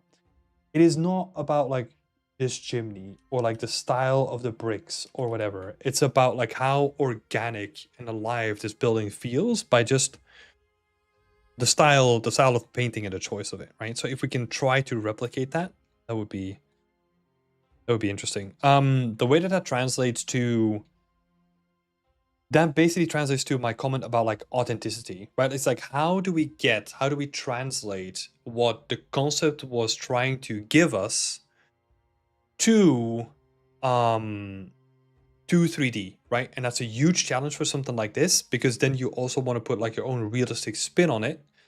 So yeah, how are we going to do that? And how can we do that again with like real life references as support for that authenticity, right? Because those real life references, they're going to tell us like, oh, this is what the building looks in real life, because you want to have a realistic spin on it. So we're going to be using this as a part of our reference, right? So that's honestly like the idea reference. Oh, this is what I want to do. And then your real life reference is going to be how we're going to do it. And then you combine those two to make up the art, right? I hope that clarifies a whole bunch of things. Also, why I bring up the real life references and why they're important is because you're going to see that the relatively basic geometry that you have here, it's probably not going to be reflected in real life. And those things are necessary for us to translate something from real life to 3D while keeping it believable and authentic, right? So I want to see those details. I want to see like those little, you can even see some of it in the concept, right? Where like there's like a little ridge here. That ridge is probably going to look, I don't know, what would it look like? Like that ridge from the side, it might look something like this, right? Or it might look like, uh,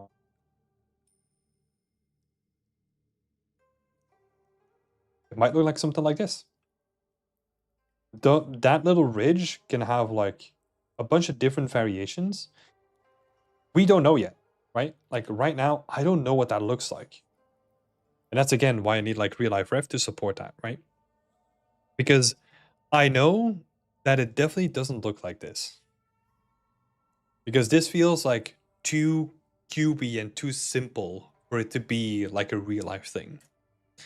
Not that those buildings don't exist, but I'm not expecting like one of these like traditional houses to be so simple. And that's what I meant with like the authenticity. Like how do we translate something that's in real life to 3D and keep in all the details while mixing it with the concept art? So yeah, I hope that makes sense. Hey Sandro, I need to go. Thanks again. Have a good night, everyone. Yeah, you too. I think I missed a comment actually from Matteo. Thanks, Tim. That's my abandoned arcade work. I think I picked up the project when it was too difficult and challenging, since it was actually my first environment art scene. Yeah, I noticed. That is not easy. Like, you gotta Oh god, you need to pick something simple that is like super easy for you to succeed on, especially if you make a transition from like a prop to an environment, right? There's so much complexity in there that you want to give yourself a win, especially for the first one. That's why the normal transition that I recommend is you go from like single props, you do a couple of props so that you're really comfortable with it. Then you transition to a diorama, which is basically like a collection of props that tell a story together. Because that is going to take your comfort of, hey, I can do a prop quite comfortably, but it's going to add an additional layer by like, oh, how do I make them consistent and tell a consistent story, right? So it's like an introduction to storytelling for the scene. And then once you've done one or two like that, it kind of depends on what you want to do. Then you can kind of branch out to get familiar with like all the techniques for like environment art, because you're gonna learn about trim sheets, like vertex painting, like a bunch of new things are gonna come into play, and you basically want to ease into it. You don't want to go from like, hey, I did one prop, now I'm gonna make like a full environment, because that is just mental. You're not setting yourself up for success, right? That's what I want you to do. Cool, Antino, let's have a look. Last two for today. Let's have a look. Where are you in the list? There you are. Big update, scene is relit, added new props and no textures yet. Updated it with my other scene. My amazing concept art friend did a 2D paint over. I don't want to redesign the whole scene as it looks amazing already. I just accepted that I'll never be ideal. My question to you is that, do I need to add more props? I already started filling the space up. Am I allowed to spam books around tables, bottles of whiskey, and all that kind of stuff? So again, perfection is the enemy of the good, right? This means that at a certain point, we just need to stop working, and we need to just like be like, hey, look, this is as good as I'm gonna get to make it for now. I need to move on to the next thing so I can learn stuff quicker again, right? So knowing when to stop, or like picking a good place to stop is good. Sounds like you did that because you don't want to implement like all the changes. Because I can guarantee you that it's just gonna keep going, right? But we talked about that before. Next thing though, like reuse in the set dressing, totally fine.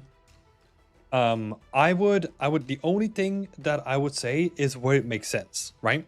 So you don't really I gotta try to sleep. Thank you so much for the feedbacks. Great work, everyone. Thank you so much for being here, Burak. Thank you so much for being here. Awesome work on the scene. Well-deserved sleep. Yeah. I'll see you around in the community. It was lovely chatting with you this week as well. Going back to the set dressing. So yeah, it is fine where it makes sense, right? So what I look for here is I try to look for reuse of assets that already exist, or maybe I can do something with the assets that are like super easy. So for example, just a recolor of an asset, or like if I can kit bash an asset with another asset and make it into a new thing, like that's all the easy stuff. I would not make anything new. So for example, yeah, if you want to just add like a row of books here, you know, add like a row of books here. One of them is slanted. Maybe there's like a bottle of whiskey or something like that with two glasses. Stuff like that can work. But yeah, if you start scattering books everywhere, which I know that you're not gonna do, right? That's just gonna look fake. So try to look for opportunities to produce like mini storytelling, right? If we can do something where like, ooh, it has like two bottles, maybe there's like a little bit of whiskey in it, indicating that they recently had visitors, something like that can work. But yeah, great stuff though. Great stuff on the scene. I love all the addition that you've done. I think it's honestly time to put like the dots on the eye and just finish the scene, right? It's looking really good. I would honestly do a little bit of set dressing. Don't even think that you necessarily need like this new drawer necessarily. It's up to you. But yeah, I would finish up the set dressing and then really maybe even take a couple of steps back, like for a couple of days, let your eyes rest a little bit, and then look at like really easy fixes to do, maybe with decals, maybe a little bit of vertex painting, maybe post-processing, but no new props. Just focus on like the polishing here and there. And that is really quick to do. And then start thinking about the presentation. I think it looks really good. It's time to just send it off. So yeah. Awesome work, Azino. Looking great. Looking forward to seeing the final updates. And yeah, good stuff, man. Amazing. Right. Last but not least, Guillaume. Hope you are doing well. It's good to see you back. Where is your update in Discord? Where is the thread? There we go. Let's have a look. Lots of pot texturing. The pots are looking awesome. Let me actually have a look here. You might already see my overpaint, which I am gonna be annoying about in a little bit. But yeah. The pots are looking nice. Let's see. Where are they in the scene? What is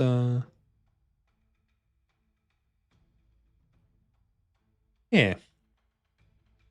Yeah, nice collection of pots. And I think honestly you did a good choice by like trying to I think you removed the tree, right? Which is a good choice. And I love that you're gonna focus on like a little foliage asset, which is looking really nice. But first of all, looks like I didn't finish my note. But let's have a look at your questions, shall we? So, hello Tim. I'm not sure that I will be actively present at a chat. It seems like you are. So welcome, welcome. And thanks for hanging out until the end. I know that it's late. What do you think about the texturing of my last pots? Is my UV map good? The UV map is looking awesome. Like, I think it was yeah, Fair was saying it looks great. Love the utilization of the space.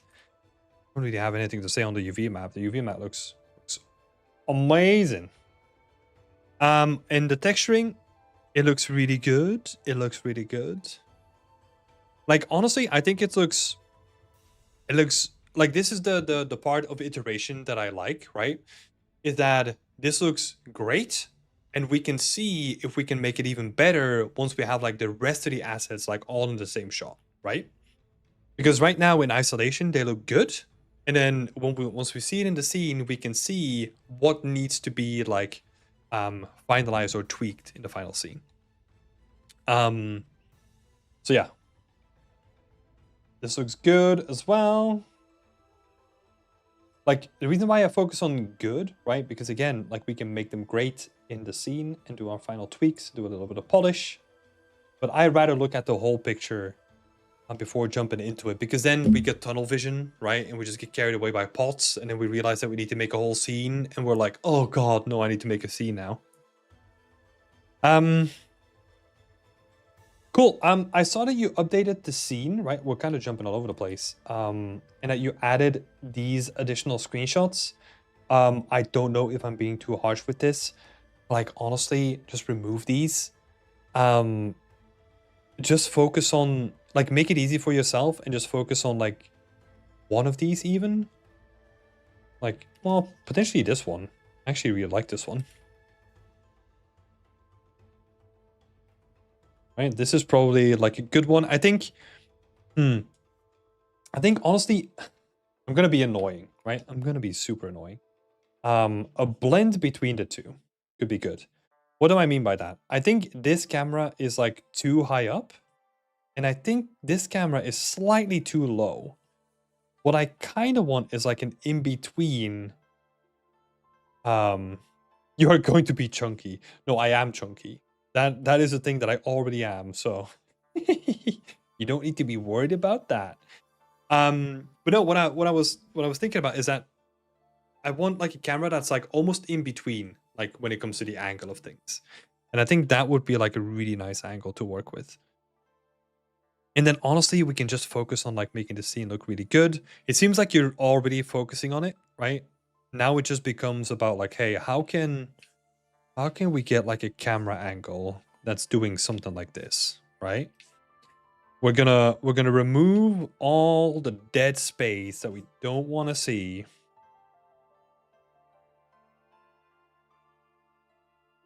Right? Like, look at this. Just like with my silly drawing skills, like this looks like, ooh, we're having like a nice filled out scene, right? Cameras are still moving. That's good. But yeah, I'll make it easy for you then. Like if your cameras are still moving, I can tell you that these are not going to be the ones. Not for the scene that we talked about last week, right?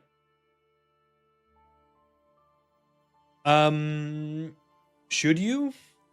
I don't think you should. I think it is worthwhile just being like, hey, look, this is going to be my camera. This is going to be my camera for now. And then if you want to do tweaks at the end, that could be fine, right? Because I don't want us to run into like, ooh, I'm going to keep moving my camera. I'm going to keep flying around because the camera, the camera is a good device to restrict yourself from doing too much, right? That's why I picked something like this, because now I don't need to be worried about this asset here, or I don't need to be worried about this pillar here, or the windows here, or whatever. I can just focus on the stuff that's already in the scene, and that's where I'm gonna focus, right? So it's actually like a mental trick again, right? Like if you only know that you're gonna be focusing on this section of the scene, I would honestly also consider, okay, what I would love to see you do, duplicate the level, right? So that you have a backup, so that you have the whole scene as a backup. In the new scene that you duplicated, that's going to be our working scene, right? I would honestly just remove anything that is not in the camera. We're just going to remove it completely.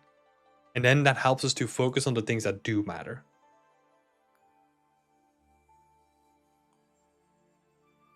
Because also, like, all this stuff, right? Like, all this extra architectural stuff, if we want to make that look really good, that means I have to put in a lot of extra time. And it's honestly not worth it for, like, the thing that you want to do, right?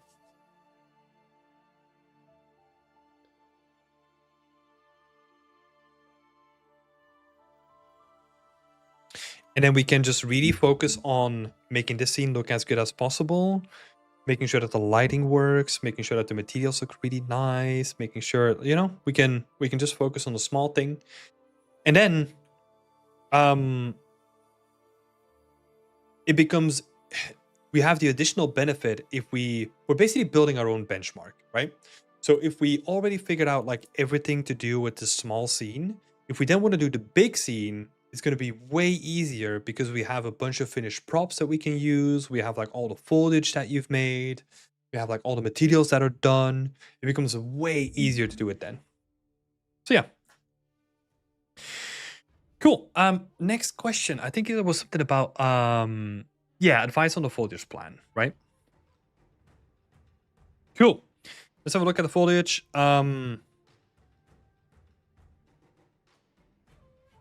Yeah, foliage. Yes. Watch out. This is not ivy. This is I think this is a pothos plant. They look really cool. We have a couple of them. One is not doing so well. My mom loves them as well. These are like beautiful plants.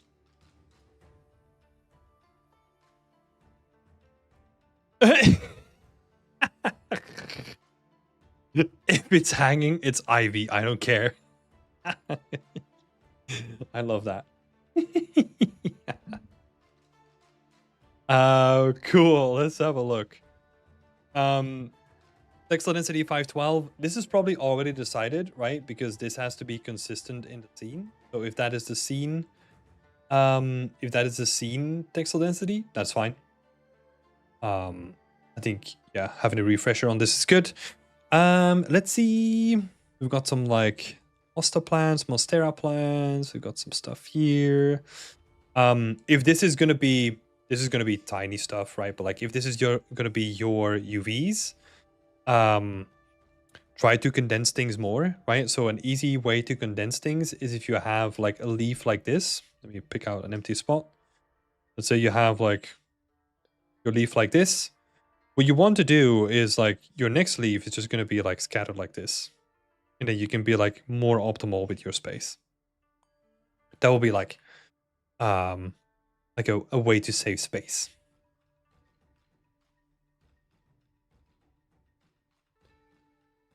But honestly, the rest of it is looking good. The ivy is always interesting.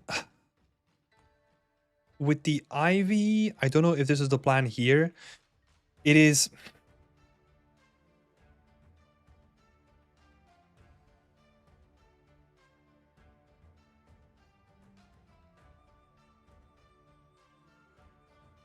I don't think you would... I don't think you want to bake it down to a flat plane.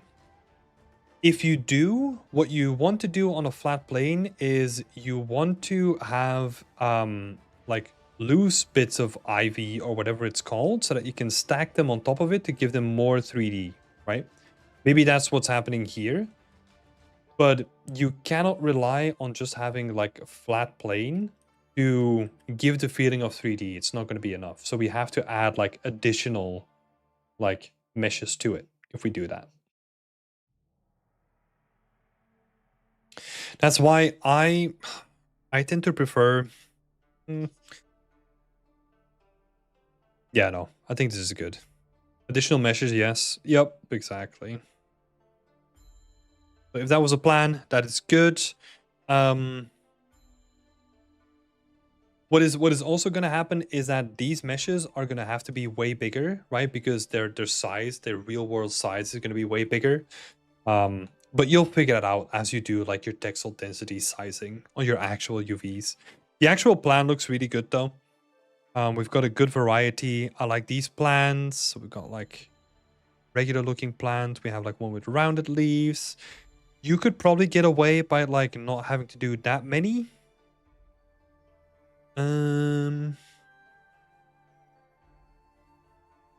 Like it's almost like you could potentially cut out these ones, because we're not really gonna be needing those necessarily, right? Like most of it is gonna be like individual, like large leafy plants. I think they look really cool as well. And then for the smaller stuff, we have like these guys, right? So they can be like really helpful. And then we can, well, basically we can combine these two. Like merge these two together. Because they're almost the same. Right? Unless if this is the ivy, right? If this is the ivy, then yeah, add it to the ivy. That's fine. Hello, Top G. Welcome, welcome. You got gradients for the plant stems. That is good. No flowers. Well, if we reduce the scene to the camera point, we won't see all the foliage anyway. Yeah, I think so. Like, the reason why I'm focusing on just like the large leafy stuff, right, is because that is going to be the stuff that's going to be poking out of these guys anyway. And we don't really have like even the ivy, right? Like we're not really, depending on how we're going to change the camera, we're not really going to see a lot of ivy either. So that might also be a question mark.